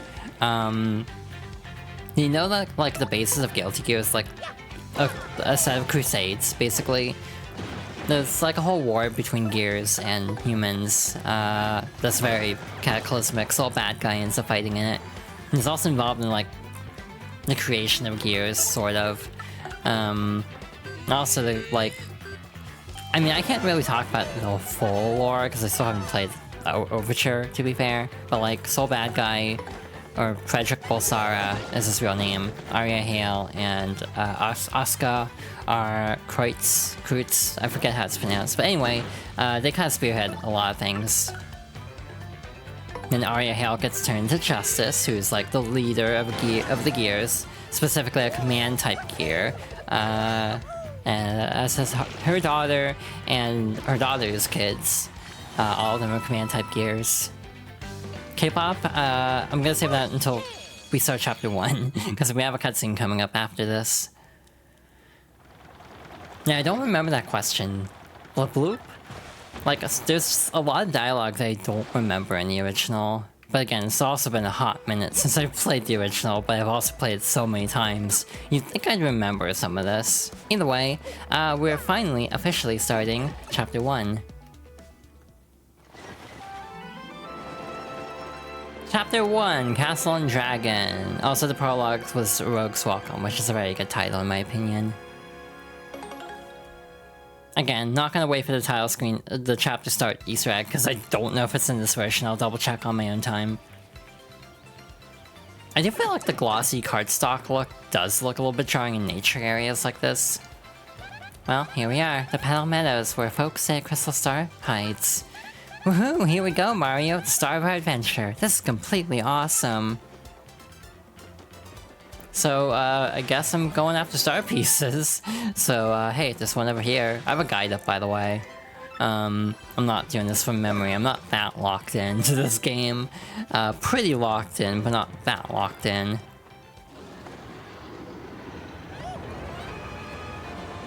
That's a big shadow. Yeah, Mario actually has a looking up animation. Thanks, more modern technology. There she go. Wow, what was that? I've never seen anything that humongous before. It looked kind of scary too. Definitely flew into that castle back there, right? Let's get going in case it comes back. Here we go, again. She'll probably stop us a couple more times, but I think I can actually talk about the redeem. But yeah, the other redeem is like info dump about K-pop. Which is, again, these are very jokey redeems, but I've talked about this a little bit before, but I actually have quite a bit of history with K-pop. Mostly, like, the first K-pop song I would have heard would have been Gangnam Style, very predictably. A lot of people's first K-pop song in the West, I'm pretty sure, is Gangnam Style. I kind of liked Gangnam Style, but I wasn't, like, super into it, to be honest. Anyway, we finally got Level Up. That feels late for me for some reason, but I fought everything, so I don't know why. I'm also very, like, orderly with level ups. I don't like doing BP runs. So we will be going left to right, in order, and then loop. So next will be flower points, after that will be BP. I can't wait to forget, because I'm doing this, you know, spread out as a playthrough, so I'm definitely gonna forget. You got a mini Mr. Mini. It temporarily makes enemies tiny, dropping their attack power.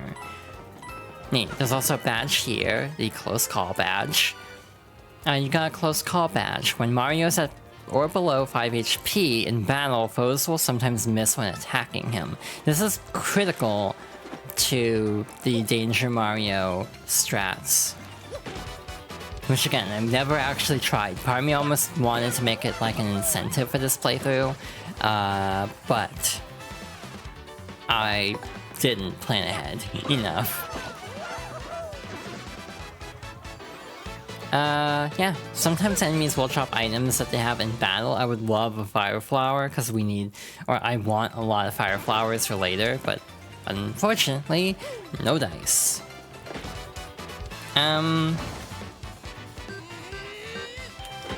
Oh, Aiden, what was your first K-pop song then? But yeah, my friends at the time were really into To Anyone. And, I think they kind of like Girls' Generation, but I was more of the Girls' Generation fan of them, or SNSD or Sonyeoshi Dai. I still like Girls' Generation a fair amount. Is this the one? It is. You got a horsetail, a plant found in Petal Meadows, replenishes 3 HP. So, cool. That still works. The effect just looks different, it doesn't squish down the same way. We actually can't get that badge yet. Also, Goombella will stop us here. Oh, one more thing, Mario. If you ever find yourself wondering what to do, just press ZL to ask for a hint. I'm full of good ideas, you know. In the original, she tells you about toweling, like area hints or tattles. That's a dried-ass mushroom if I've ever seen one. But also, this is another storytime moment.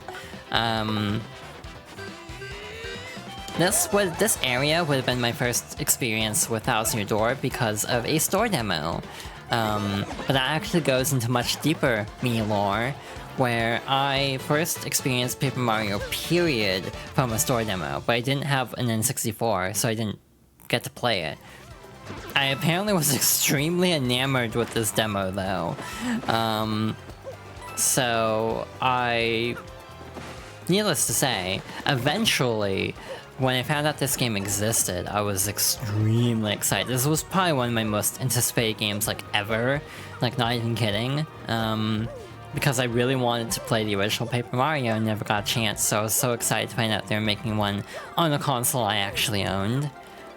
It wouldn't be until the Virtual Console when I'd actually finally play the original. I considered the original for Fox Girls' favorites, but there's already 2 Paper Marios on this list. This is gonna take a bit. Super might not be as long, though. I feel like Super might be shorter if I'm not trying to complete it on stream. Again, it just depends on how much I actually want to complete. I hope my Wii U doesn't die mid-playthrough. That'd be very tragic, now that I think about it. You got a mystery. Who knows what this does? Take a chance to find out. Take a chance and find out. Another 5 flower. We are probably very full up. Oops. Oh yeah, you actually start with 15. In the original, you have 10 item slots. But they give you 15, which actually makes a late game item kind of useless, because they give you more to start with. Anyway, this is Petalburg.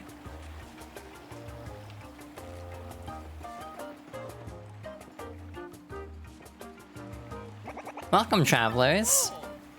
Where are you ask? Why, this is Petalburg. Sorry, but it's been a long time since we've had visitors here.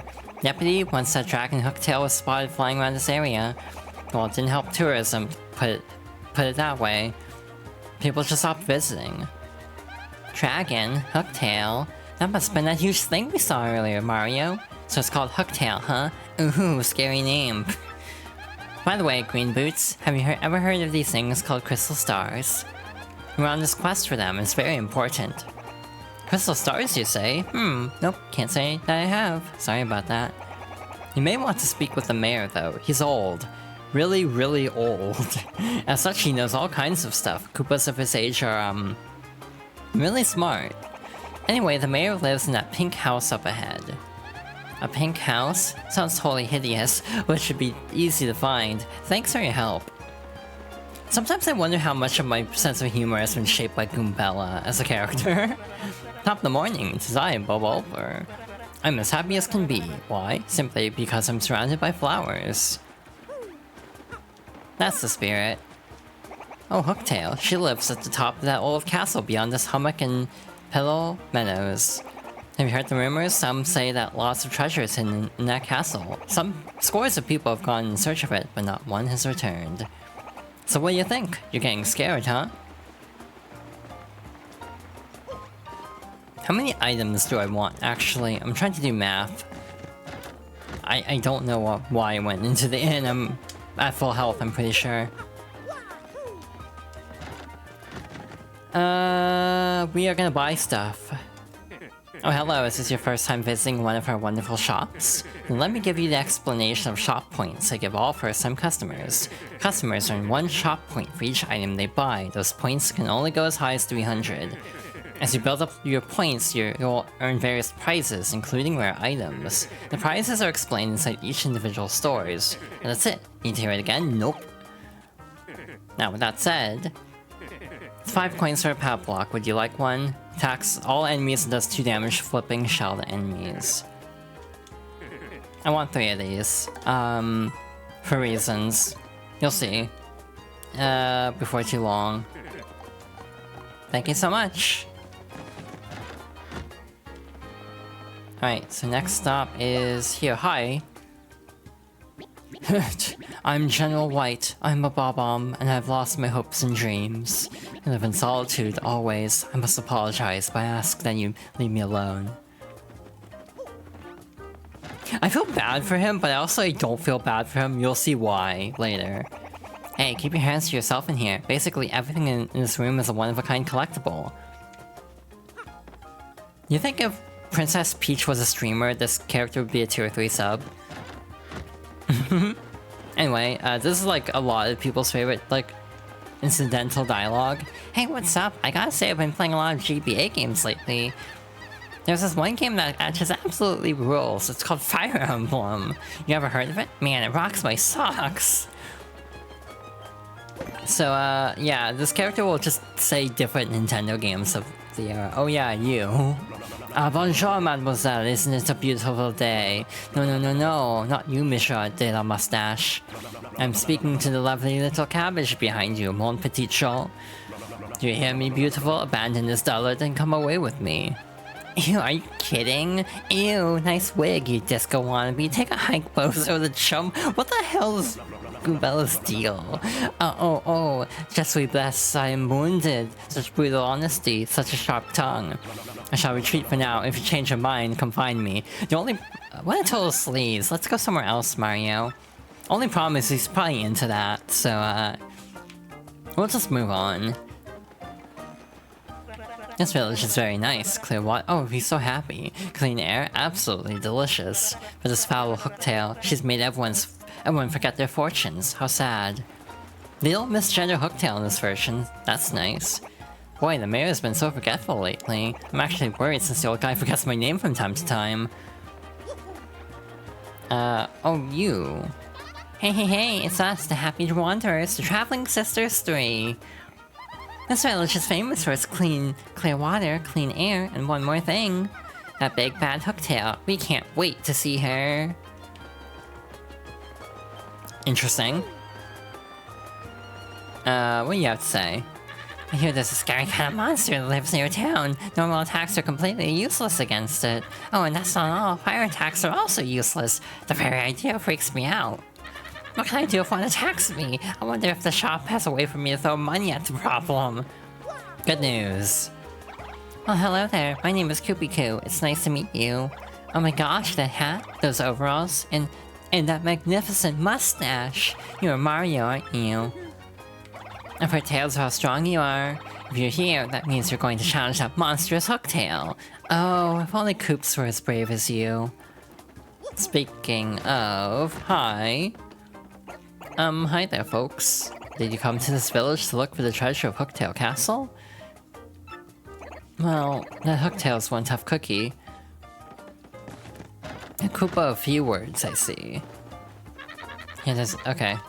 By the way, when you press B or A and, like, skip the dialogue to make it full, like, fill instantly, you can only do that the second time you've read a piece of dialogue. This is a change from, the GameCube version. You can't, like, fast forward text, meaning this version does feel a lot slower. Hey, since you're here, let me ask, how many people do you think Hooktail's gobbled? All time, I mean. I heard she recently lunched on Old Man Scoo 2 villages over. And Koops, who lives next door, his father went off to battle Hooktail ages ago. He's been a missing person. No, wait. No, wait, that's not right. A missing Koopa ever since. Alright, time to talk to... well, I guess we can talk to you too. We closed the gate because the mayor told us to. My job is guarding the gate. Do you have anything different to say here? Hey kiddo, you need something from the old Battle Master? There is one chapter where he has really good dialogue, so we'll make sure to talk to him later. Gotcha, give me some time to figure out a few new secrets and come on back whenever. I guess it's time to talk to the mayor. In the pink house. Hello. Huh? What's that? Was someone there? Who is it? Who? What do you want from me? I know, you're thieves. Here to rob a defenseless old Koopa. Despicable.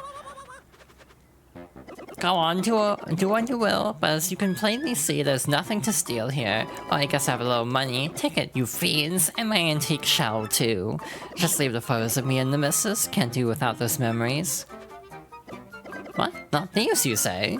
Well, what's your story then? Oh, wait, you folks looking for the crystal stars? Well, why didn't you pipe up before you itch it? We're just wasting time here. The crystal stars you say you're hunting? Wait, what did I hear about those dang things again? Aha, got it. Hooktail. Hooktail's got what you're looking for. She's this enormous ornery dragon. Eats folks, they say. You know Hooktail, right? Of course. Well, this Hooktail's brutal flyby snackings have all of us on pins and needles. So are you reckless fools? I mean, are you gallant heroes off to rough her up? You got it. Oh ho, sounds promising. Why, if you can rid us of Hooktail, we'll shower you with gratitude and rewards. Wait, what's that in here? You'll accept no reward? Of course I won't. What an unselfish man, you're noble indeed. Yep, a good egg. Now, what did you say your name was again? I'm Murphy. That's a fine name. Yes, a fine name indeed. Well now, Murphy. It's Mario? I appreciate that, Murphy. They are nice eyebrows. Now listen up. If you're intent on going to Hooktail Castle, find the secret pipe that's located somewhere in Petal Meadows. I know you need the Sunstone and the Moonstone to use that pipe.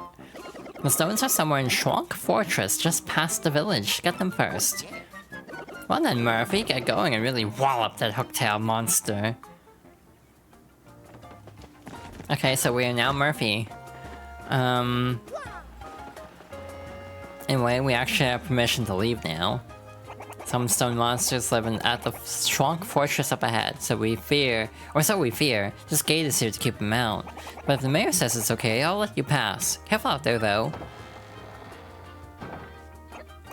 Excuse me? I beg your pardon. Wait a moment, please. Pardon me for yelling like that. I was panicking. How to begin? My name's Coops. I heard you're traveling to Hooktail's castle. I, have a favor to ask. Oh, just forget it. Never mind. Ignore me. Goodbye.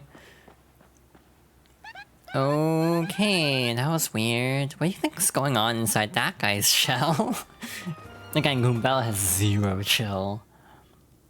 I'm destroying my voice playing this game. As a side note. Oh, hi.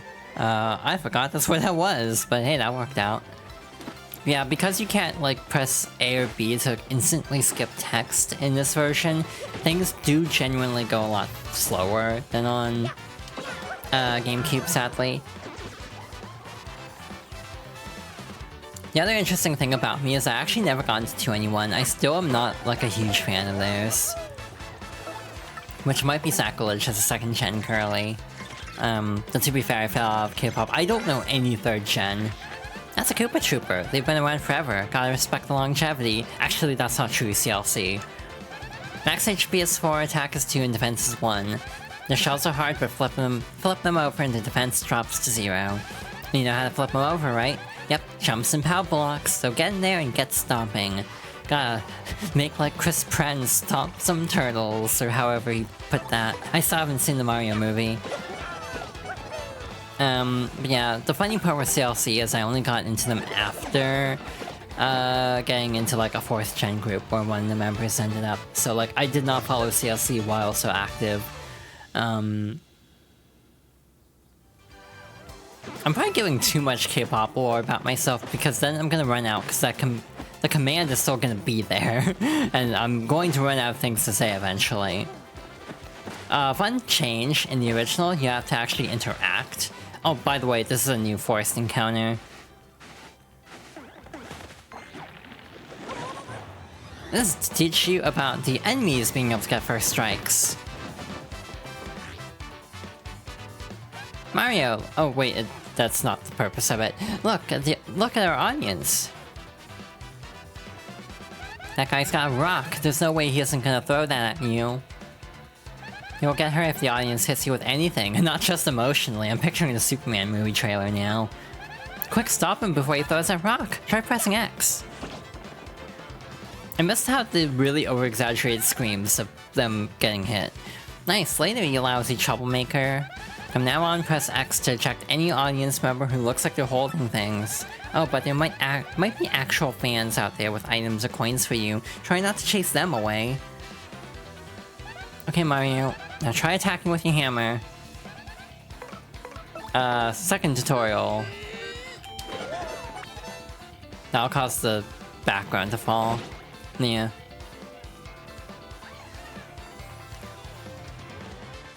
Sometimes your attacks will cause the backdrop to collapse. It can drop on us too, so watch out. All sorts of other things can happen while we're up here, so stay alert and try to come out on top.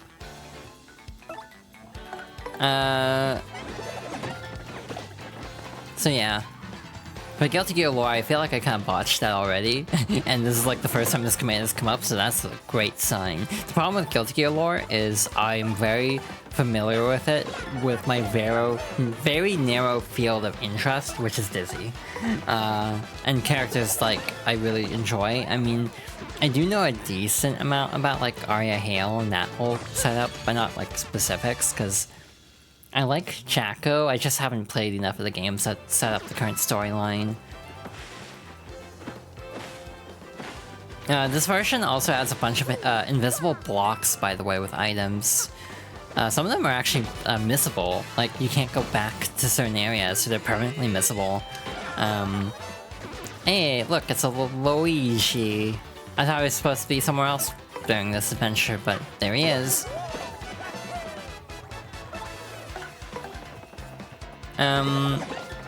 Yeah, I don't know what I'm doing with voicing all these characters. I feel like I'm trying really hard to do good voices for these.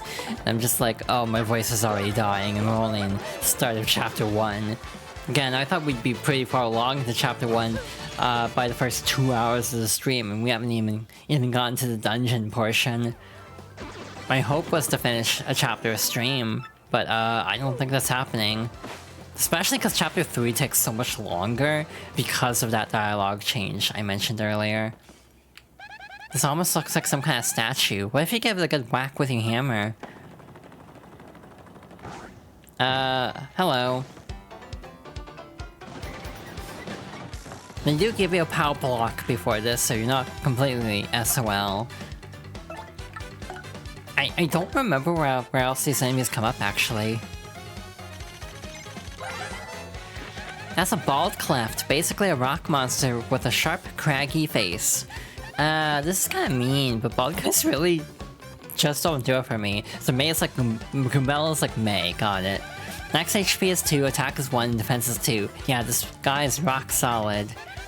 Fire doesn't even hurt it. It might be best to attack with, say, a power block.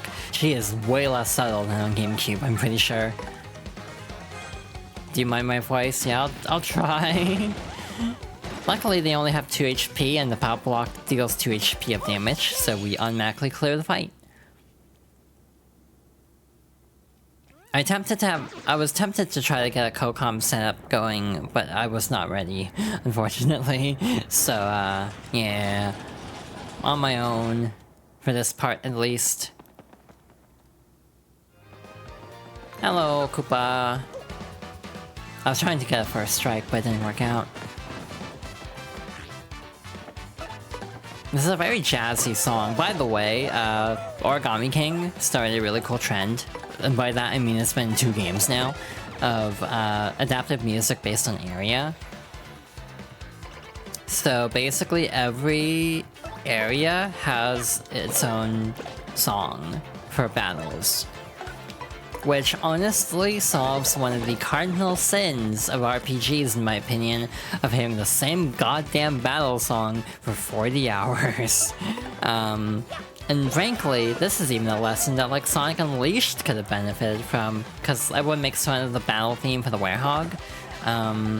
If that song actually had like remixes per area, I think people would hate it less. Like if it was the same tune, but mixed for the environment it was meant for, instead of just big band for every level, I think people would not hate that song as much, genuinely.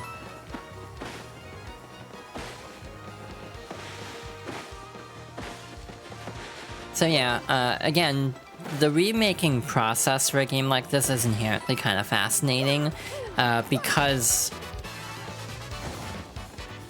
I mean, part of the problem is the whole, like, invent someone to be mad at issue of Paper Mario as a series. But just... It's interesting because it is still very true to Thousand Year Door proper, but does have the vibe of the more modern games. Like, the aesthetic is like a blend of the two. It's really well done in my opinion. I love this remake. And not everyone is super into it, and you know, I understand that. But I personally am a huge fan of this remake. Anyway, next part of Schwank Fortress. Well, we're actually not in the fortress proper yet. But we have another set of enemies. We can't even first strike these. They're invincible anyway. But they will counter everything. Hi Quinn, welcome on in. Hope you're doing well. Hope everyone's doing well, by the way. How's everyone doing? That's a bristle, totally covered in spikes. They're so prickly. Max HP is 2, attack is 1, and defense is 4, and they're impervious to fire. Even trying to get close enough to whack it with a hammer is dangerous. Seriously, its spikes will totally pop out. Oh, I'm sorry, Aiden. So since you can't jump on it, or use your hammer, you better use an item. Got more food? Hell yeah. Hug to Aiden in chat. Will be resting your eyes while listening? Okay. I hope you enjoy the... I don't know if... I was gonna make a joke about dulcet tones, but I don't know how nice my voice sounds at the moment. As I'm definitely weighing myself out, but it will get better. This is a very dialogue-heavy start. I think later chapters might be easier on my voice. You like my voice? That's good, because you will be hearing it a lot. Not just in the context of the stream.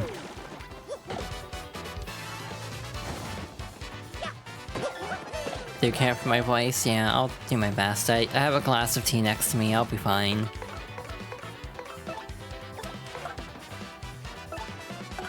We'll probably take damage here, because... the Goomba. You enjoy my yapping? I've thought about other ways to get me to talk about other hyperfixations, but like, you know, info dump about Xenoblade is hard because spoilers, because I know people who are avoiding Xenoblade spoilers. A lot of friends haven't played like 3 yet, so...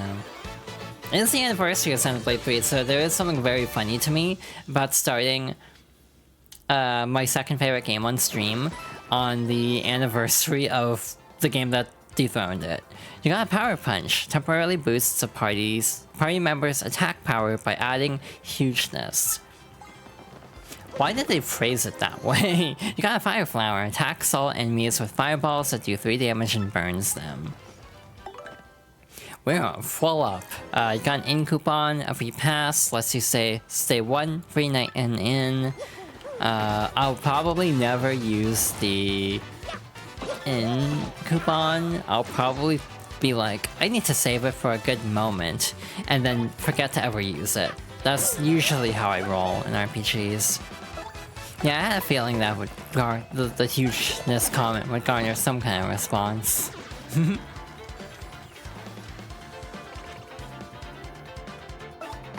What else? Yeah, see, oh god, the stage light fell.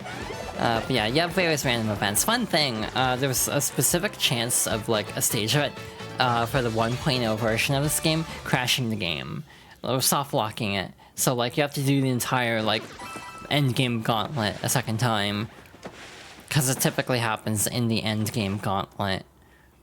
Anyway, hey, who likes quizzes? I do.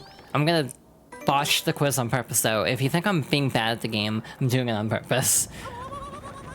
Just, I don't know why I feel the need to clarify that. You're the first contestants I've seen in a while. You must want the Sun and Moonstones, and if that's the case, then you must compete against me. If you win, I'll let you through to where the stones rest. However, if you lose, you will suffer a terrible fate. By terrible, I mean awful. So, what do you want to do? I'll take you on. Wow, you're in for it now. I like the paper craft look of the thwomp. So snazzy. Hey, it's that time again. Welcome everyone to the 65th Trivia Quiz Off. The 64th quiz was referenced in Paper Mario 1. So it's funny to keep continuity there.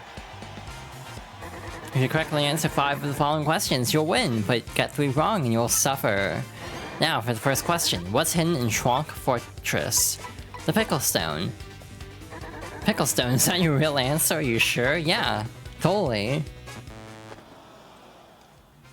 Wrong, you fools. Remember, if you get 3 wrong, you're going to suffer like you wouldn't believe. Don't let the pressure get to you. On to question 2. What do 1 mushroom and 1 fire flower cost at the shop in Petalburg? Total. This one I actually don't know the answer to, but I'm gonna say 20 because that's not right. 20 coins, is that your real answer? Are you sure? You blithering meathead, you're wrong again. Get 1 more wrong and something wonderfully awful will happen to you. Wonderfully awful happens to you. Just 1 more wrong. What's that I hear? Your little knees knocking? Moving on, question 3. What's the name of the mayor of Petalburg? It's clearly Bertle. Bertle, is that your real answer? Are you sure? Wrong. So wrong it hurts. That's 3 wrongs. How awful for you. You look so distressed, but again, I know what I'm doing here. All according to plan. Time for the pain game. I'll be nice, beat these guys and I'll let you pass, but you can't possibly do it. Best of luck, blockhead.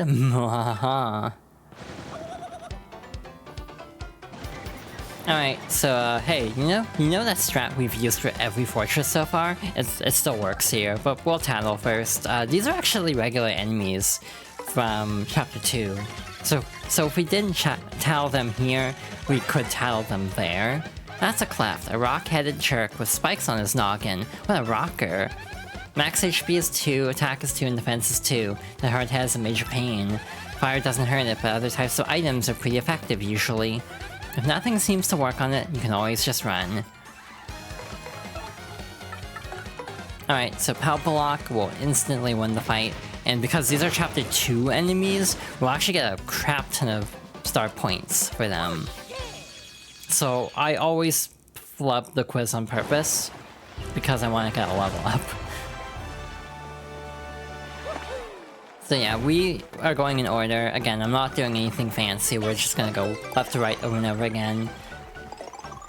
I'll have to keep track of what our final level is before the end of stream to actually remember what to do the following stream, so that'll be fun. What? It can't be! How did you defeat my cute little clefts? Arg! Fine, whatever, you can pass, but I despise you.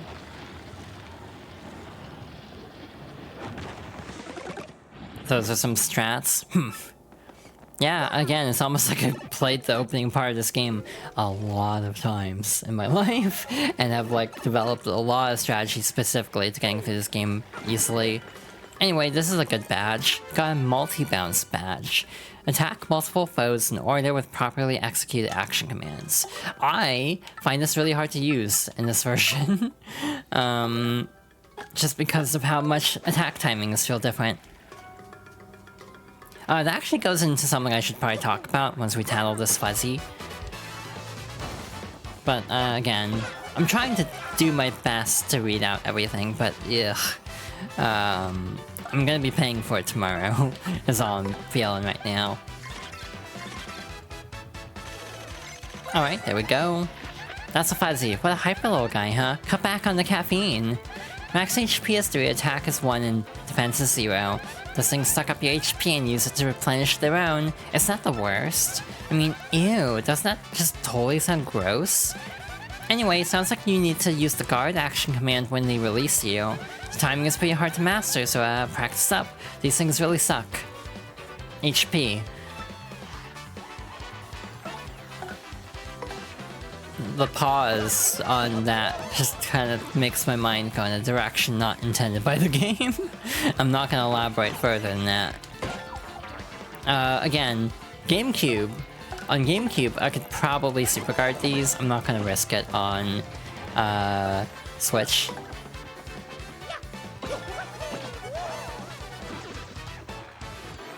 So yeah, again, this version's resolution... oh my god, Quinn. This version runs at... I think 1600 by 900. If I recall correctly. And because of that, it's not quite a full 1080p. But it also runs at like 30 FPS instead of 60. It's a pretty locked 30 FPS, even on Switch 1. However, people data mine games all the time.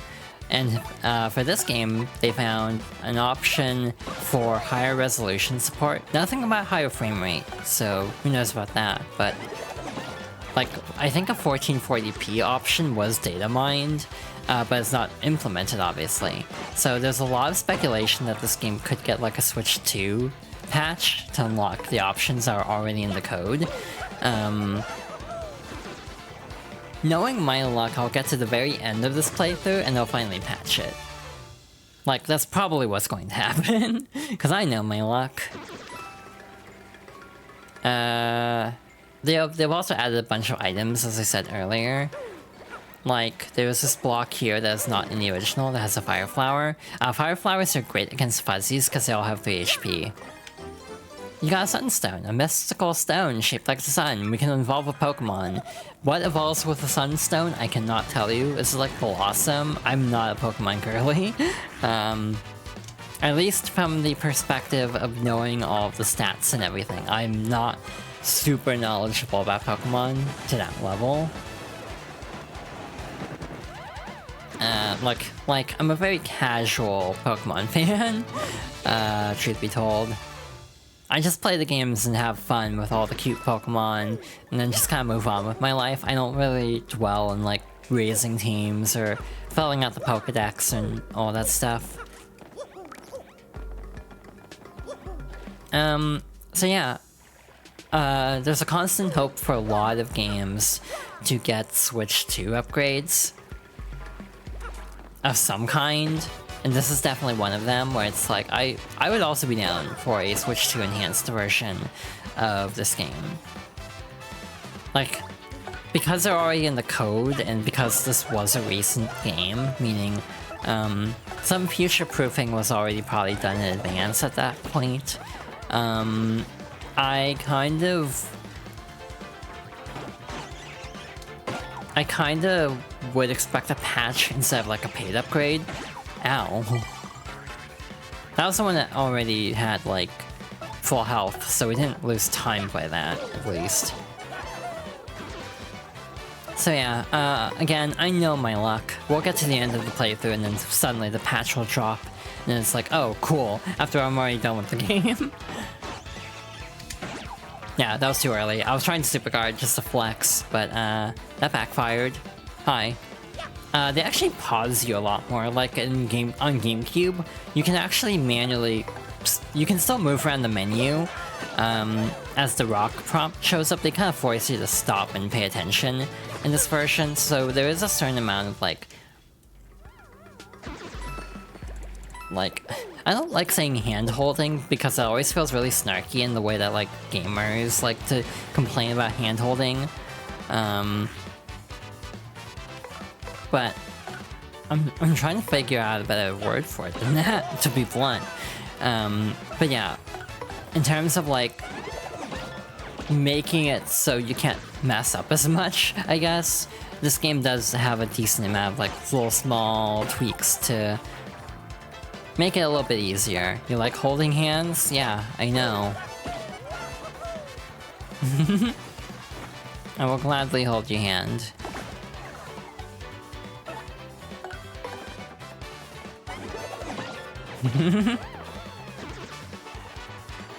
The other game that people really want to switch to patch for is Xenoblade X, because there is a 60 FPS option in the code, but it's not enabled. So people are expecting a switch to upgrade for that as well.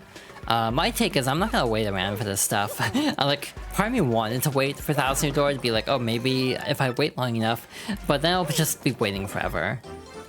You got a Moonstone, a mystical stone shaped like the moon. We can now evolve something. I don't know what evolves with a Moonstone. Ads are about to start, but this actually works out really well timing-wise compared to the previous time. Nice. 12 star points for us.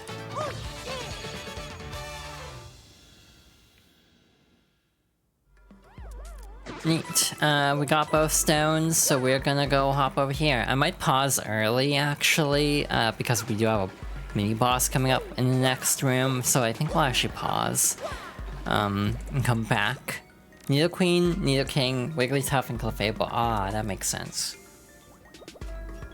But yeah, we'll take the ad break slightly early. There's like 20 seconds until it happens.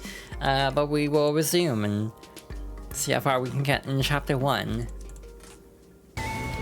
God, I really do enjoy Xenoblade 3.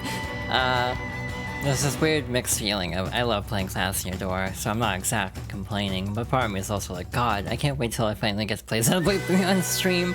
But given that's like the last game in Fox Girls Favorites, and this is like 15 out of 50, it's gonna be a hot minute until we actually get to Xenoblade 3, unfortunately. Sorry, we'll listen to this next ad break. I do love this song too. I love Persona 3. I would almost be tempted to put it in. But, I don't know how many Personas I want to do for this series. So we should be good to go. So let's get a move on. That is a gold fuzzy. New York. Hey, you suspicious types, this is our place, and coming in here is rude, rude, rude. Sorry, suckers, if you want a warm welcome, too bad. Now I lunch on your head. What a good insult.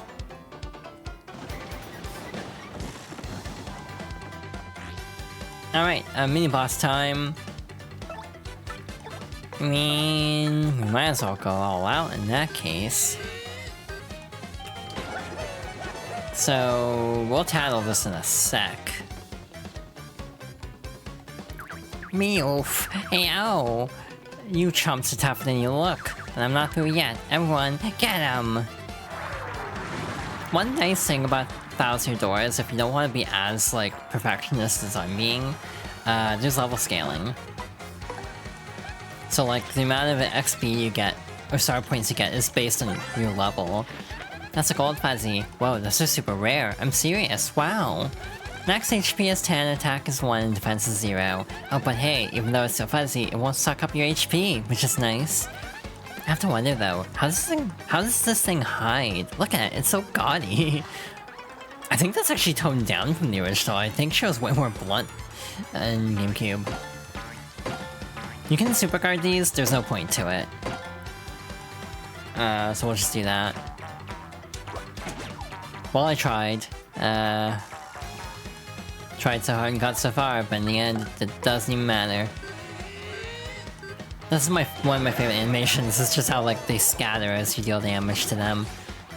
Something fell and hit them. I don't know what that was. Electrified enemies that make contact will get hurt. Ooh, that sucks. But, hey, I am going after the Horde first for the sake of it, star points. It's a fuzzy horde, look at them all, what a mob scene, the fuzz is buzz. I think this is a new title to this version. Max HP is 20, attack is 1, defense is 0. Fuzzies come at you all at once and attack in order. It says here not to freak out.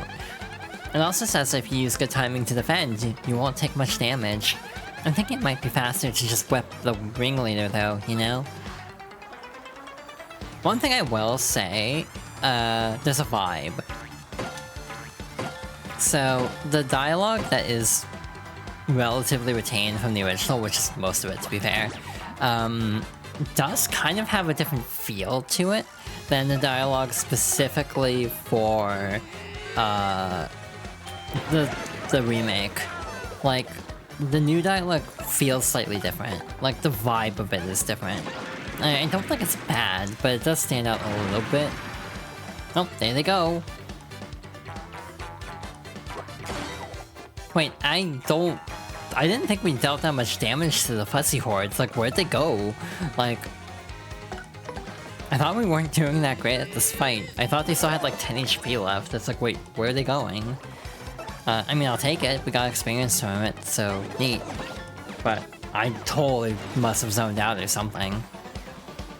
Anyway, there you go. 20 star points to rest, and that'll clear out all the fuzzies. Meowg. Meowg. You got me. There they go. The GameCube era really loves this style of having a lot of models on screen at once. Like, the little tech demo of this was Mario 128. Hello. Sounds like you got an email, Mario. You should check it out. Press plus to open up your email. You can also check your email under Mailbox SP in the menu, if you want. Some folks just like menus, you know. Hello, Mario. I just thought of the meme.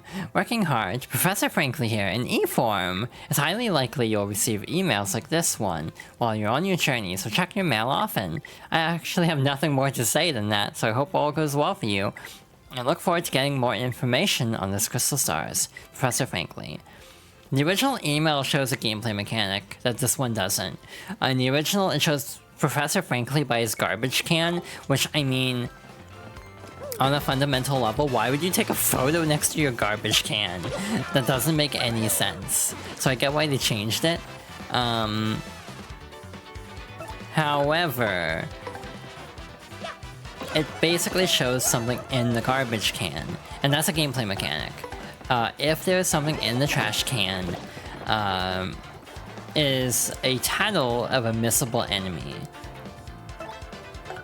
Unlike Paper Mario, this game does actually track titles. Therefore, like in the original, the game is just or the first game, to clarify. Tattling is just to get info. It's not really for anything. Also, I totally forgot as I fought that enemy set. But again, if an enemy we've already fought on the field respawns, we'll generally skip them. I just went on autopilot there. But yeah. This game actually tracks titles, and the original does too, so there is more incentive to actually complete a title log. So because of that, if you miss a title, it will just be in the trash can in Professor Frankly's office. It's very forward-thinking, actually, to not have anything missable. It's very nice, actually. Again, oddly enough, the remake actually sort of adds more missable stuff because of, like, item blocks that you can actually skip past. Anyway, back in town. Hello. Direct mail verification. Dear Mr. Mario, thanks for registering with Rogueport Direct Mail RDM service. Your kind friend Mr. Frankly referred you to us. Our direct mail service will provide you with regular, timely news updates. We hope you enjoy our service. Published by Rogueport Restoration Committee. Neat. What do you have to say? I don't know why, but Koops has been acting odd. What could be bothering him? Probably nothing. He's always tweaked about something. Jesus Christ. Zero chill. Anyway, I wonder what's wrong with Koops. I guess we'll find out momentarily in like 5 seconds from now. Actually, I want to quickly go over here and stash an item. Come in, welcome to Nifty's shop. What can I do for you today? Actually, I can do something else as a forward-thinking thing.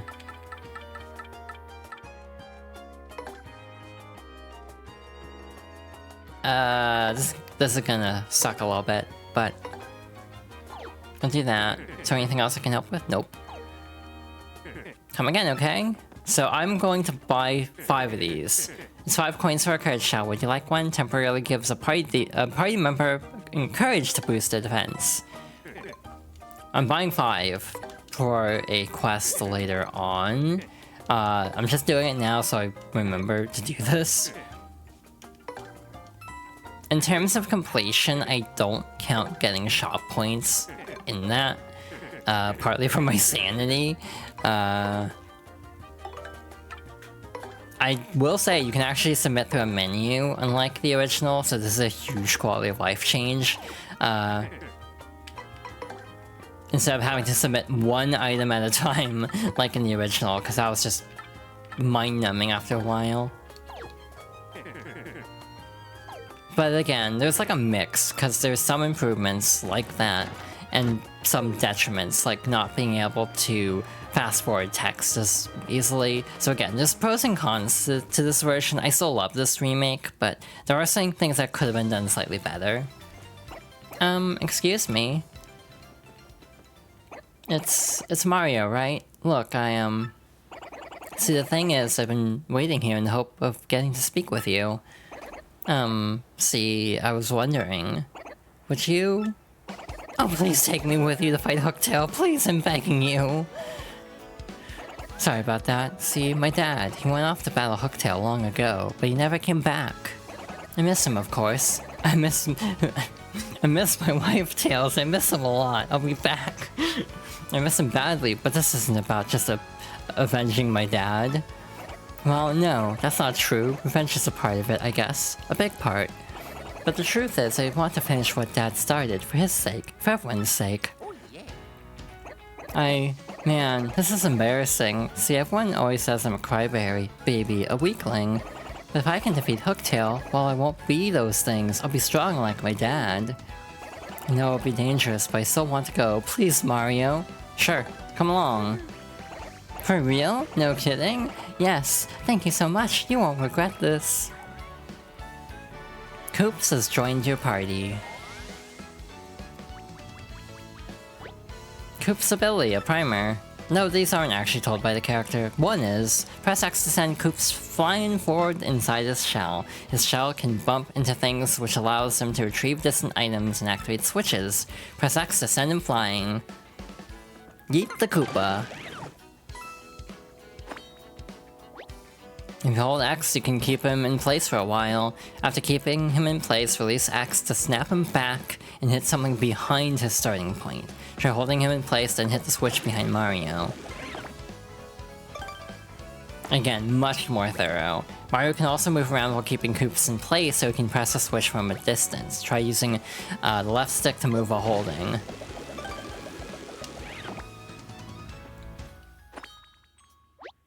So remember, when you send him flying, you can hold X to keep him in one place. That concludes this primer. Do you feel like you've mastered Koop's abilities? I have. In the original, I think they just tell you, they don't actually make you practice. In battle, he can use Shell Toss to attack with his body, or strike all ground-bound foes with Power Shell. Swap your partner in the field, press plus, and go to the Party tab. There's also a hot select ring. We'll go over that momentarily. Okay, Mario, let's get going. Koops.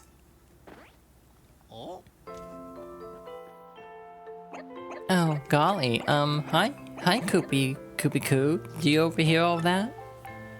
Well, part of it, Koops. I thought I heard you say you're off to fight Hooktail, but you're joking, right? I mean, you're not exactly a powerhouse. She'll eat you up. I know, Koopy Koo, but I want to be tougher, for you. No, Koops, you don't. I mean, going off to some dangerous place, it's stupid. So what if you're timid and sort of a crybaby? I don't care about all that. I just want you to be you, so don't go. Sorry, I've made up my mind. I'll be fine. After all, I'm traveling with Mario and... Fine, ignore me. Stubborn Koopa. I'm sorry, Koopy Koo. I swear to you, I will come back to you a stronger Koopa. Well, Mario, that's that, I guess. No turning back. Hooktail's castle awaits. Oh, hi, Professor Frankly.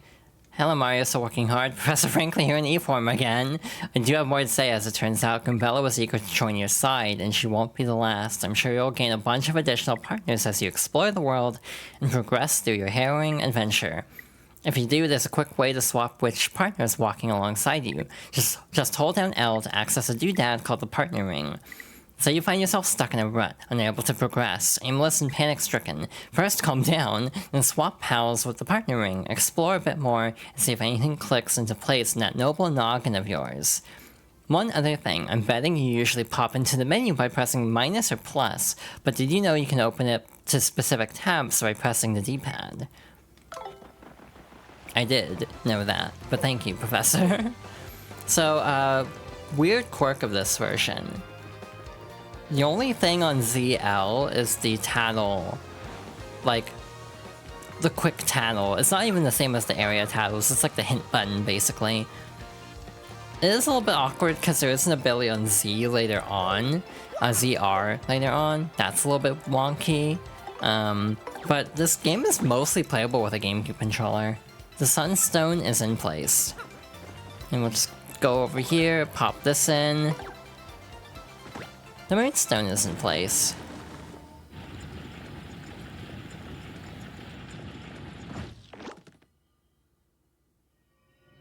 And we have some very ominous looking text on here. Also, the camera stays zoomed out here. Here beginneth the path to dread Hooktail Castle, weaklings retreateth. Ye who seeketh to proceed, a power of two must hitteth both switches simultaneously. Addendum, this challenge is easiest peasiest if you use the skill of a Paddleberg Koopa. I don't think easiest peasiest was in the original. Again, this is what I meant earlier by like, there's a vibe to the new dialogue that definitely feels in line with the Color Splash and Origami King, and doesn't quite fit 100% with Thousand Year Door's like vibe. I don't mind it too much, but it does stand out sometimes. Like, it just feels a little jarring sometimes that the dialogue feels so different. But yeah, you would still be able to press Z for this action on a GameCube controller, but it's less convenient because ZR and R are flipped in position compared to Z and R on a GameCube controller. I really wish when using a GameCube controller on Switch that the L and R buttons would actually just map to ZLZR based on position, and Z would be R. Like, that would make so much more sense, and there's no button remapping. So Hooktail Castle, huh? Well, it sure is ominous, that's for sure.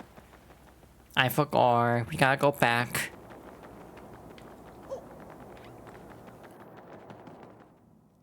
So yeah, GameCube controllers do not have button remapping on Switch, unfortunately. It's only like Pro controllers and Joy-Cons. Which is a bummer, because if you could remap a GameCube controller, this game would run fine with that. You got an HP Plus badge. Increased Mario's maximum HP by 5. So that's a way to get more HP just through badge points, like in a pinch. We only have 3 at the moment, so it's not really worth it, but that is an option if you so desire. Anyway, off we go. I actually don't have to worry about dialogue as much because this is essentially a dungeon. So I can actually kind of rest my voice a little bit. I say as I'll probably keep talking because, you know, I am streaming this video game after all, and thus I don't want dead silence the entire time. So yeah, we have a special version of the song for the actual fortress, which is very cool. Again, the adaptive music of this game is one of the highlights in general. Like, even people who don't like modern Paper Mario still will be like, the soundtracks are great, at least. That's a Koopa Troopa. Paratroopa. Well, it's basically a Koopa Troopa with wings. Max HP is 4, attack is 2, and defense is 1. I kinda hate that this guy gets to fly.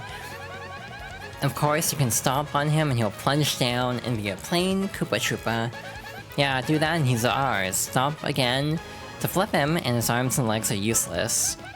Oops, sorry, that's not true. It looks like you can still wiggle them around a little bit. So savage. Again, Goombella just has 0 chill at all times. Multi-bounce is very good for staggering all of them in a very quick amount of time. Got the super guard. I think my overall feeling is that I have to press the button earlier than I feel like I should. On account for, well, wireless input delay and also the frame rate being lower. I do have to press the button earlier than I'm used to on GameCube. Something I was thinking about the other day is how much I've not used real hardware for like GameCube games in this stream series, just for the sake of like video quality. But there is actually a game I'm planning out at the moment that I might do on real hardware, just because of specific accessories and functions that would not be usable. Oh, I just realized it. I'll have to get out some really specific peripherals for our next Fox Girls Favorites Happy 1000 Year Door. But that's a problem for future me, and by that I mean like a month or 2 from now, given how long this playthrough will probably take. I'm a chronic overplaner though, so like I already got my GameCube out yesterday and got it all hooked up. Even though the playthrough in question will not be anytime soon.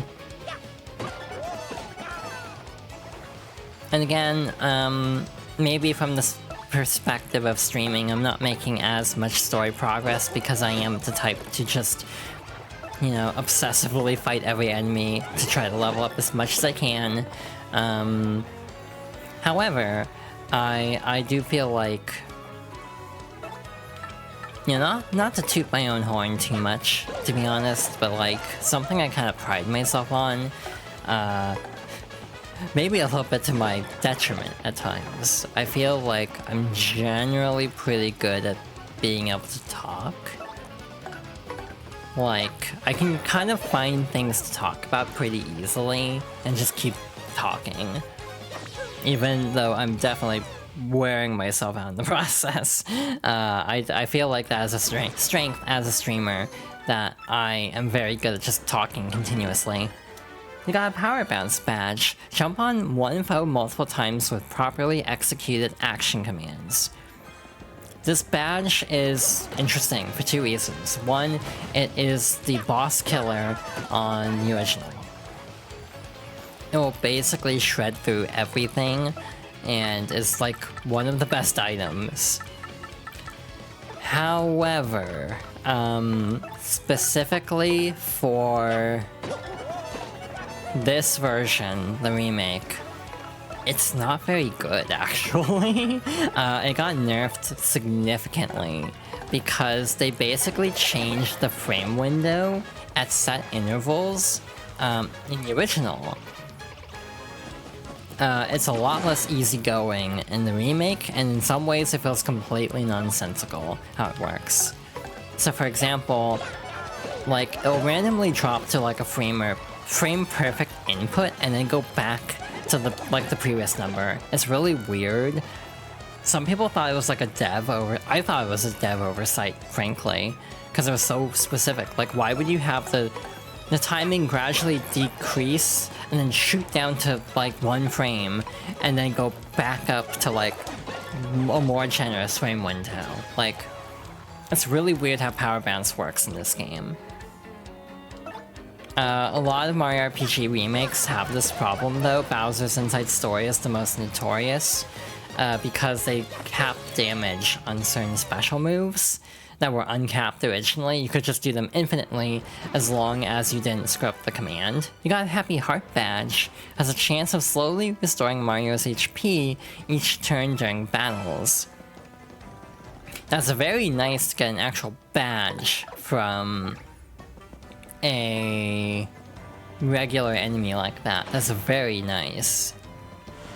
It's not one I'll probably end up using, but still. Oh no! These bones, they remind me of my father. There's no doubt about it. It's my father. Dad! Wait, what's this? My father's clutching some kind of letter, or at least his, bones are. So, what should we do? Should I read it? Yeah, read it. Okay, I can do this. I'll read it. I came to this castle to destroy Hooktail, but I'm stuck and can go no further. So in this letter, I shall note Hooktail's weaknesses for those who follow. The dread Hooktail cannot tolerate croaking creatures that begin with F and end with Rog. I heard that something related to Hooktail's weakness is hidden somewhere in this castle. If one is to have any hope of defeating Hooktail, one must first find whatever that thing is. One last thing, if faced with ultimate doom, the fiend will surely use any trick to save herself. Alas, I do not have the strength to continue writing. Already mist veils my eyes. My last words go to my son Colorado. I love you, and I'm proud of who you've become. Huh? My son Colorado? Not Coops? Oops. Yeah, I guess this isn't my father after all. But if this isn't my father, I wonder if that pile of bones over there is my dad. The one that looks nothing like your father. Good job, Coops. Cause, over here, it's definitely a garish shade of red. What a creepy pile of bones. I mean, they're all creepy, but this one's super creepy. I don't really feel like taking a look at it, but if we don't, we'll never get farther. Farf, farf, farf, farf. You clearly don't value your lives much if you've come to this castle to disturb us. You will go no farther, and from this moment on, you'll be nothing but bones. Oh, watch it, Pushy. What's with these numbskulls? They're shoving me around. What should we do? Obviously, we've gotta hammer them out of the way and fight the main leader.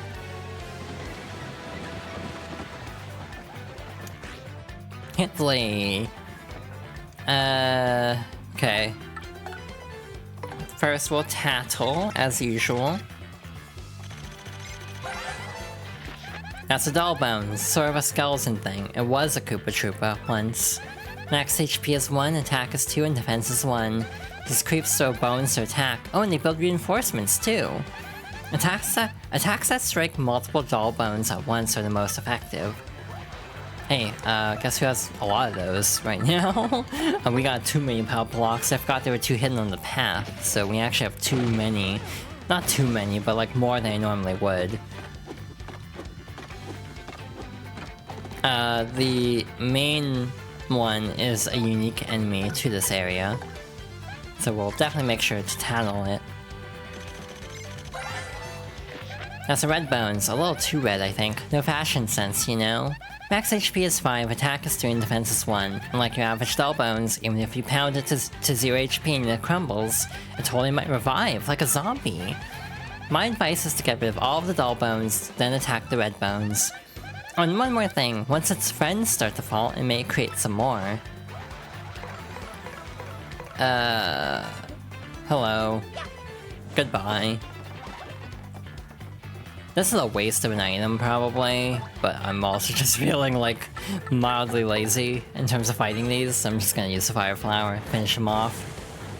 Again, I should probably have saved this for another encounter, but whatever, it's okay. And that's a level up, so, BP it is. But yeah, because of the power bounce cap, and also just I'm really bad at power bouncing, we will not be using that badge very much in this playthrough, unfortunately. It is one of the best strats in the game, but because of the nerf and also just me never having the timing down, yeah, don't expect a lot of power bouncing.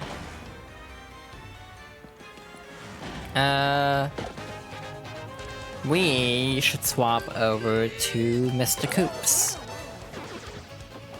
So, Koops' abilities are like the hammer, where instead of 1-1 in succession, Koops' moves deal 1 hit that deals 2 damage. That was a weird way to avoid it, I'm pretty sure. It's funny how many of the stylish commands I just have committed to memory at this point, because it's like, I have played this game too goddamn many times in my life to the point where I'm like, yeah, no, I just remember all this stuff. You got a shiny sprite, a mysterious powerful object. Collecting these will help. How specific? By the way, partner abilities can also deal first strikes, so Koops is very good for getting the jump on your opponent. You know, one thing that people like to do is a pre-Hooktail boss run of a specific dungeon. I'm not feeling that brave, but it is an option of something you can do. Especially in the remake, where I'm less familiar with like the ins and outs of how everything actually works. I definitely don't think I would want to risk that. But yeah, it is an option if you so desire, as is the basic big challenge of the game, the Pit of 100 Trials, as it's called. You have to do it like, what, 3 times anyway? In this version? Yeah, you have to do it a minimum of 3 times. So like, I kinda don't care about doing it on, like, perfectly. Because I'll have to do it a couple more times anyway. Or like doing a challenge run of it, because then I'll have to do it again later. This is a weirdly precise jump. Like, I botched that a lot for some reason. Just constantly plummeting.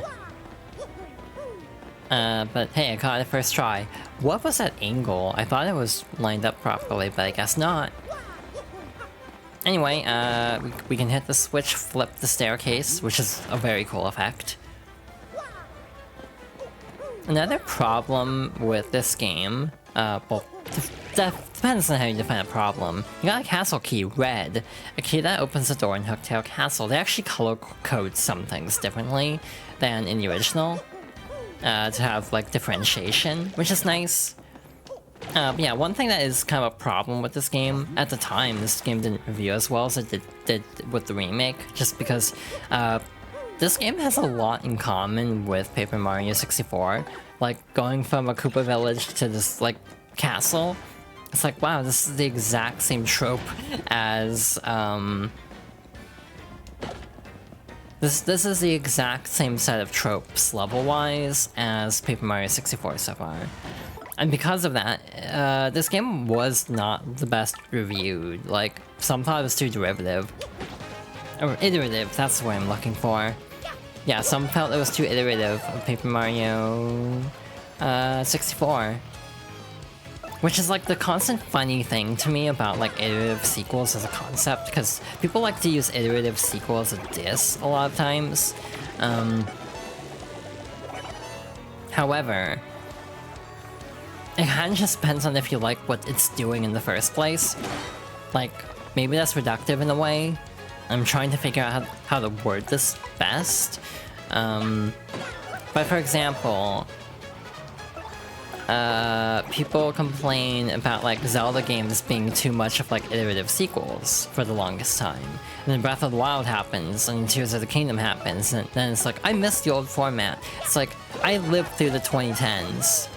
I know how much people complained about Zelda being stale and too iterative, and then they finally mixed it up, and it's like, wow, they actually did something different, I don't like it. It's like, it's okay to dislike that the new thing isn't to your taste. What I don't like is when people will be like, I wish they'd just make the old thing again. It's like, yeah, y'all were the exact same people complaining about getting the old thing over and over again, and now that you're not getting the old thing, suddenly you want that again. So yeah, that's kind of the point I'm trying to make. Hello, Destiz, welcome on in. We're just kind of making our way through Hooktail Castle. I need to hydrate. I just saw the redeem again. It's like, I need to do that. Hey, I actually got it with one hand because I had a glass of tea in my other hand. I'm very impressed, actually. Yeah, and then like, this version actually fixes a lot of problems, so I do think in a lot of ways this does feel objectively better in some regards. Though there are, again, some quirks that make this feel a little worse, in my opinion. There's good and bad to the changes to this version, but in general, I lean positive. Again, we could get the key, or could talk to the chest first, but hey, we can just go get the key. You got a black key, a strange black key needed to open a strange black chest. Mario, look at that! Pointy. Oh, this isn't good. Hurry, run for it! Hey, guess who still doesn't remember the actual way to get out of here, even after playing this game like 20 times? I'm just kinda winging it. Also, nope, that for later. My way of approaching games like this always feels a little bit weird, because I always feel like I stream them from the perspective of someone who's familiar with them, but also acknowledges people may be seeing the game for the first time. So I try to make it relatively accessible in some ways, like I don't try to talk about major spoilers. Oh dang. Hey, guests, it's been a long time since anyone came here. A real long time. Huh? You heard me? Wow. Wait a sec, if you can hear my voice, you must be legendary heroes or something. Or not. To be honest, I'm sure anyone with ears can hear me. But it sure is fun zinging people with that whole legendary hero bit. Hey, but seriously folks, I was wondering if you could let me out of this chest. I've been locked in here so long, I'm starting to cramp up like you wouldn't believe. All you have to do is find the key to let me out, and let me out. Easy. Huh? What do you mean? You think you'll be cursed if you open this box? Ridiculous. Who would do that, really? Wait in a box and curse folks? A real slime ball, that too. I'm not a real slime ball, and I would do no such thing. But that should be obvious. Look, if you help me out, maybe I'll help you out. You know, a little I scratch your back, you scratch mine, except in your first order. Of course, you don't have to if you really don't want to. Finding a key like this is hard. Hang on, what's this? You've already found the key? Unbelievable. Wee fools! Who could have seen this coming?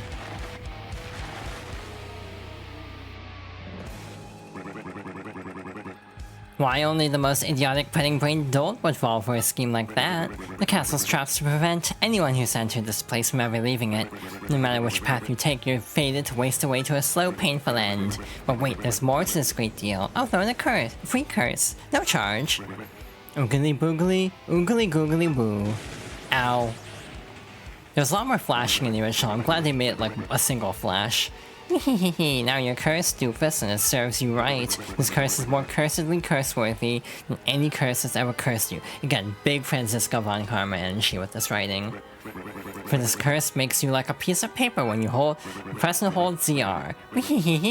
What a curse! Who curses like me? No one. Now I shall show you just how frightful a curse it is. Press and hold ZR now. Piece of cake. Just look at yourself, how embarrassing for you. You'll be all papery thin while you press ZR. You'll try to jump or move and you'll probably just wobble there. Do you understand what this curse means for you? I got it. Then farewell, you dumbbells. I'm pretty sure that dialogue was rewritten considerably. I kinda get why it could come off poorly. Like body shaming, essentially. You got an attack FXG badge. Change the sound effects of Mario's attacks to sound froggy. Don't tell Big the cat. I'm equipping it right away so I don't forget like a dumbass. Because I'm likely to forget like a dumbass. So, fun thing, it was supposed to be a frog originally, ended up sounding like a cricket.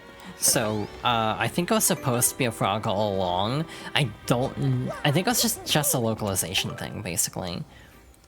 But either way, it is officially a frog in this version. Very froggy.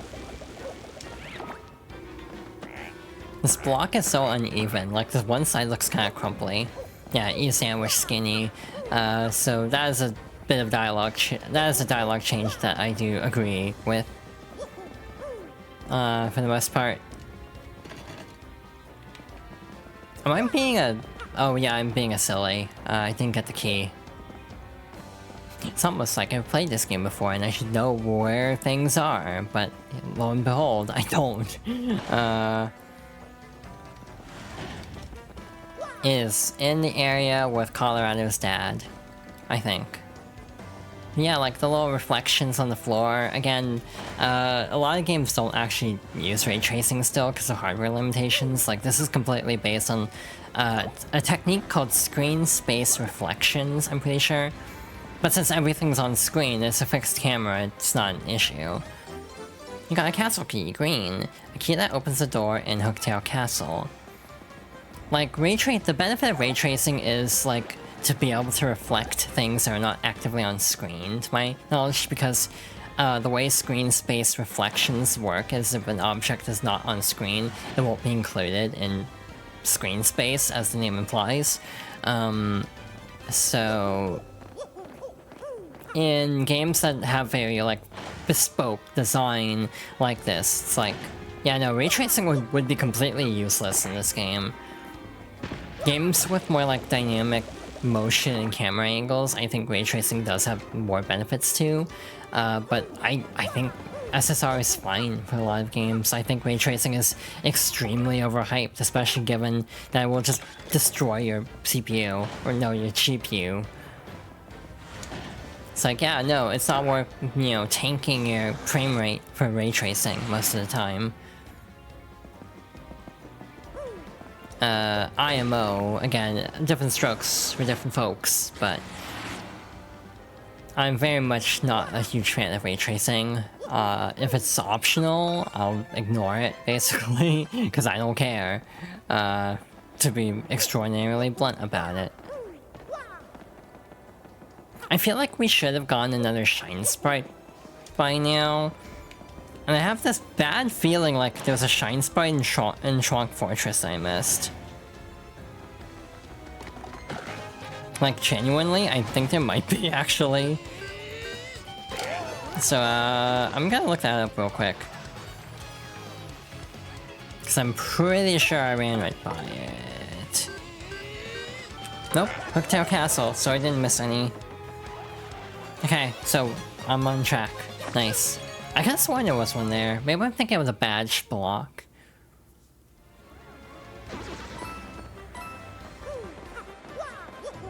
Again, this is probably a game I'm relatively confident in my ability to play, due to playing this game so much of my life, and so many times throughout my life. That doesn't mean I'm an expert at it. There are definitely things I still do not know about this game. There's a life mushroom down there that will revive you with 10 HP, I think, if you die. I think it's 10 HP. It's a freebie. Normally those are like 60 coins, so getting one for free is really nice. Especially because there's like a quest coming up very soon that does actually require it. Now, if we die before then, it'll be very awkward, because then we'll lose out on the life shroom, then we'll have to buy one.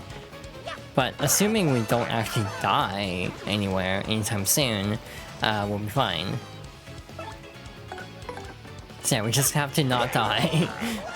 Piece of cake. Totally.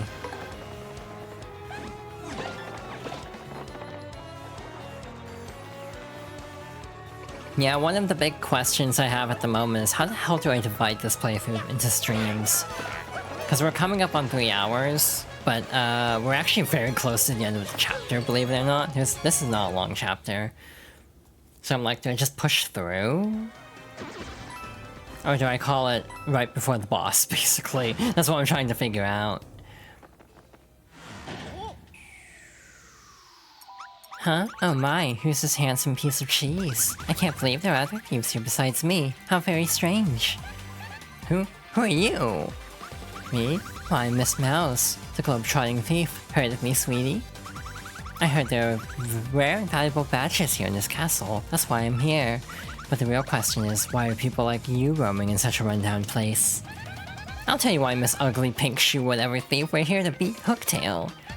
Just so we're clear on this, we set our sights on the Crystal Star before you, okay? Crystal Star, you say? I didn't know anything like that was in this castle. Sounds intriguing. Perhaps I just heard something you didn't want me to hear? Shoot. Oh, but that's okay. I mean, you were looking for the crystal star first. And I already found the badge I was after, so I'll let you get your crystal star.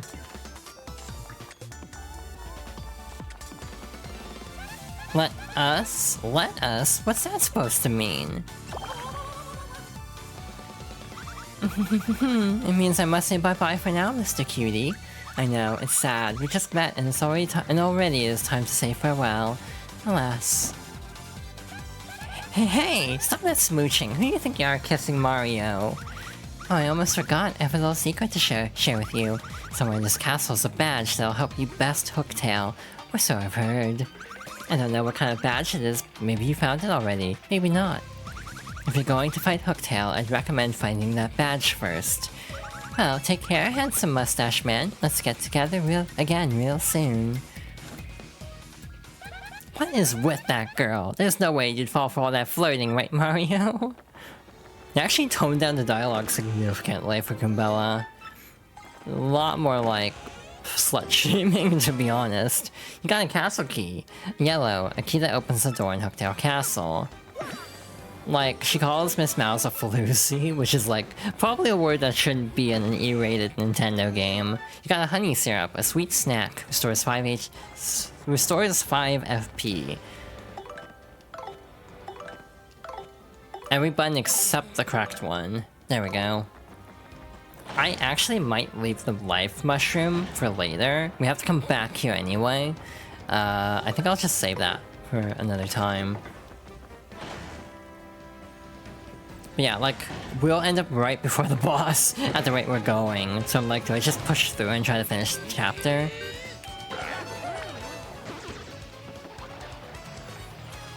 This is a weird enemy pattern. Yeah, they definitely would not be able to get away with that in this game. But again, they use a synonym to it in a way that was like, yeah, I never knew what that word meant as a kid. That was one of those things where I definitely could have gotten myself in trouble, because as a child, I had a tendency to repeat things I saw in video games. So I'm glad I never used that word inappropriately, because that would be very awkward. So sometimes you can actually just barely flick the control stick like that, and it'll actually count for the action command. It's less reliable, I feel, on Switch because of the frame rate difference. Because you essentially have 1 frame to do it rather than 2. Yeah, I would always end up just repeating stuff I heard in video games, and it's like, that could have caused major issues. True. But yeah, I hope everyone's having a good day. Hope everyone's also enjoying the stream. I'm having a good time. Other than me definitely pushing myself probably harder than it should be. And again, if I'm planning to do an extra stream on Friday to continue this game, that'd be a lot of streams in 1 week. That'd be like 9 hours of streaming, potentially. Plus, if I was pushing to 4 hours, I feel like it might be for the best to... God, what was I trying to say?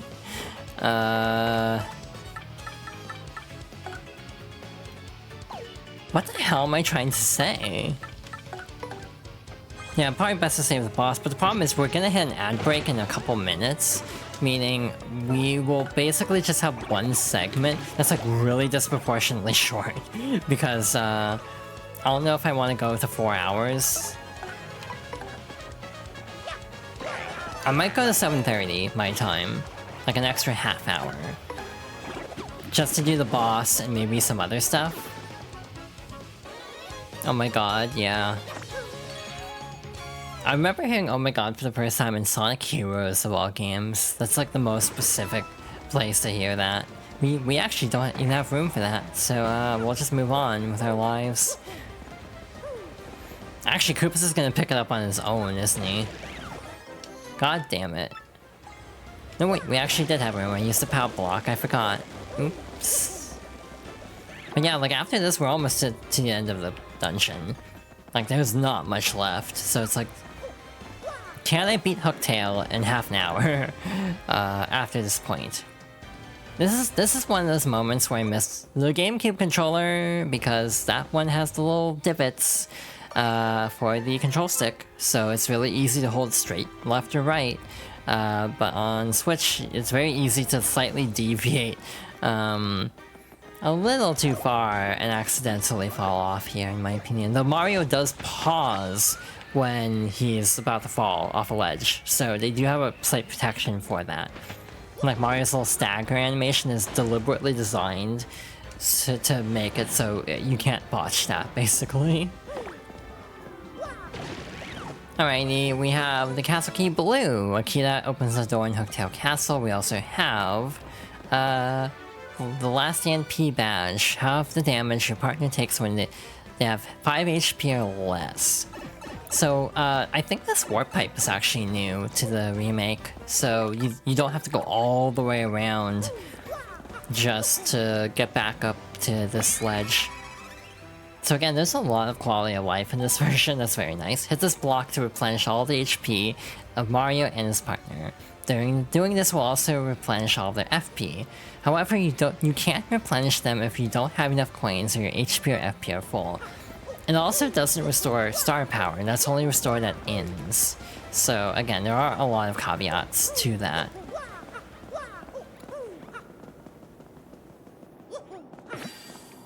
What I could do is use a snooze and just try to push through to the end.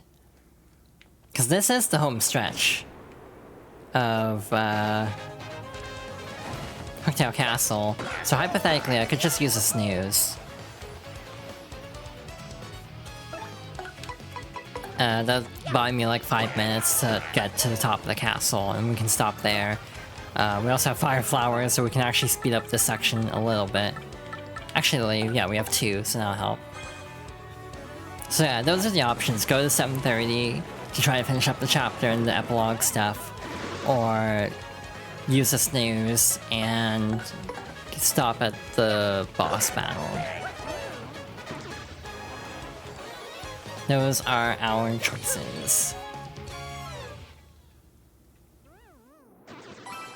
That's a lot of coins. Again, this would go faster if I didn't compulsively need to fight every enemy. You vote the ladder? What was the order I said? I forget what I actually said. Are you saying I should break earlier?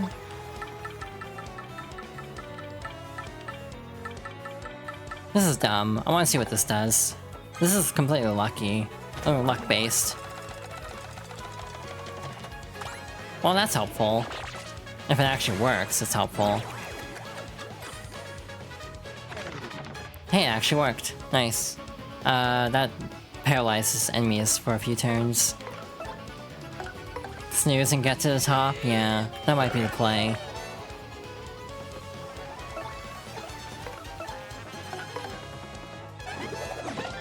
Yeah, the music in this game is very jazzy.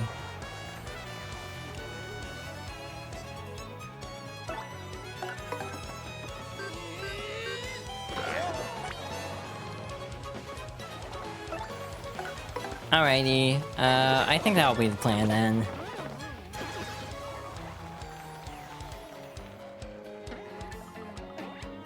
Hello, Shy Guy. Goodbye, Shy Guy. To be fair, I have played the remake in full, just to clarify. This is my second playthrough of it. I 100%ed it last year when it came out. The main reason I just avoid spoilers because I kind of assume not everyone may have seen this game.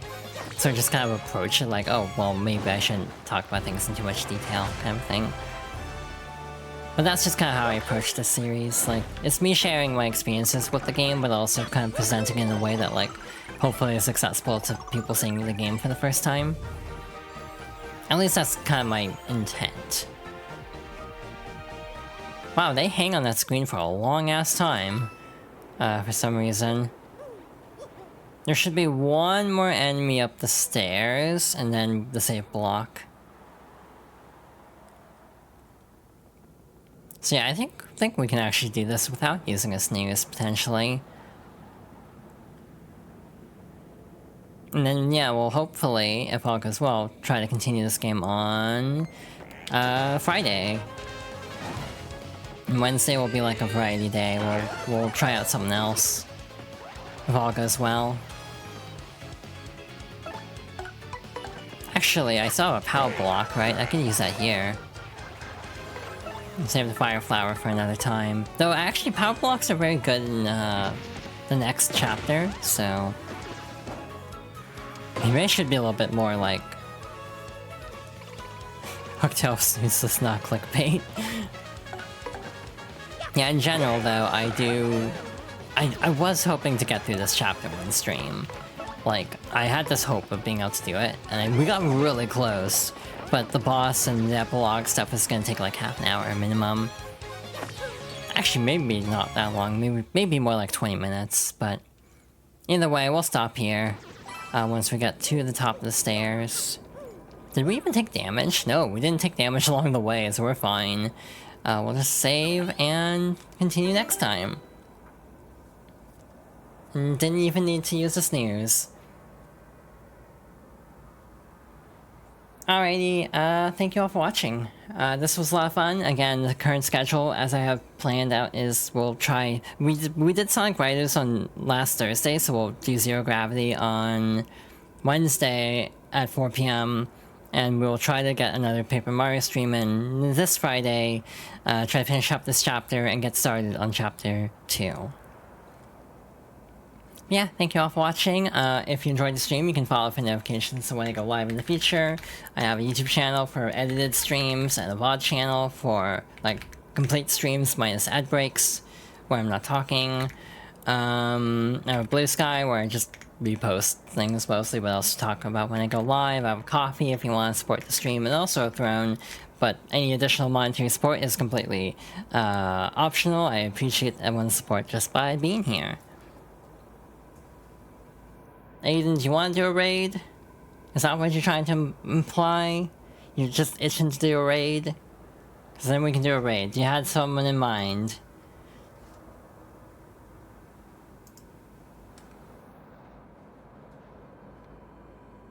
You're just asking? Oh. Well, let me take a quick look here.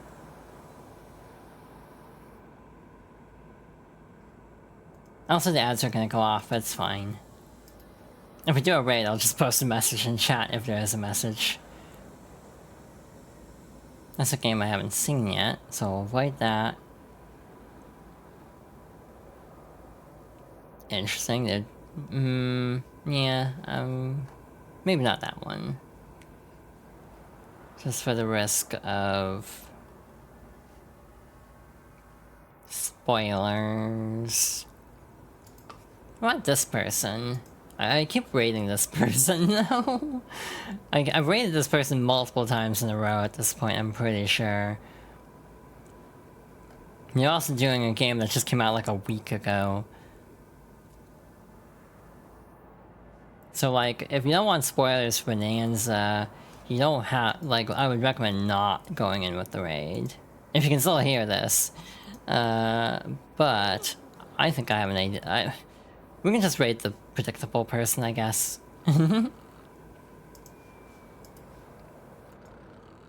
They're doing... something cool. Also, I missed a lot of the end of Paper Mario, so I'll have to go back and watch the rest of those streams. Super, in that case.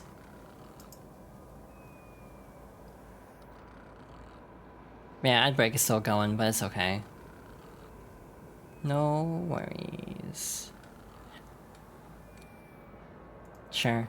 I also tend to go for people who don't have like a ton of viewers, and some people just do have a lot more viewers to the point where I'm like... I don't know. I try to rate small channels.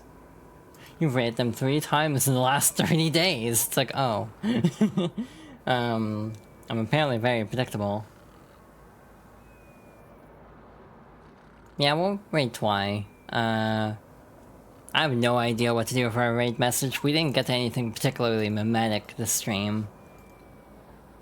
next stream we could raid with Guess Again Nerd, because I think that's still in this version of the game. Whoa, hold the hell up. Sorry. I just saw something really cool.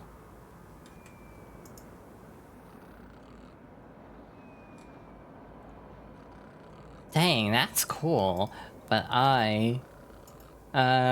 basically, Mario Paint is apparently coming to like NSO, which is like a big deal. This game I don't think was ever re-released, and it has like Joy-Con mouse support. So that's cool. But yeah, very last minute. But yeah, thank you all for watching. Again, hope we can keep the schedule I set. And yeah, no raid message because I can't think of anything. Yeah. Good night, everybody, and take care.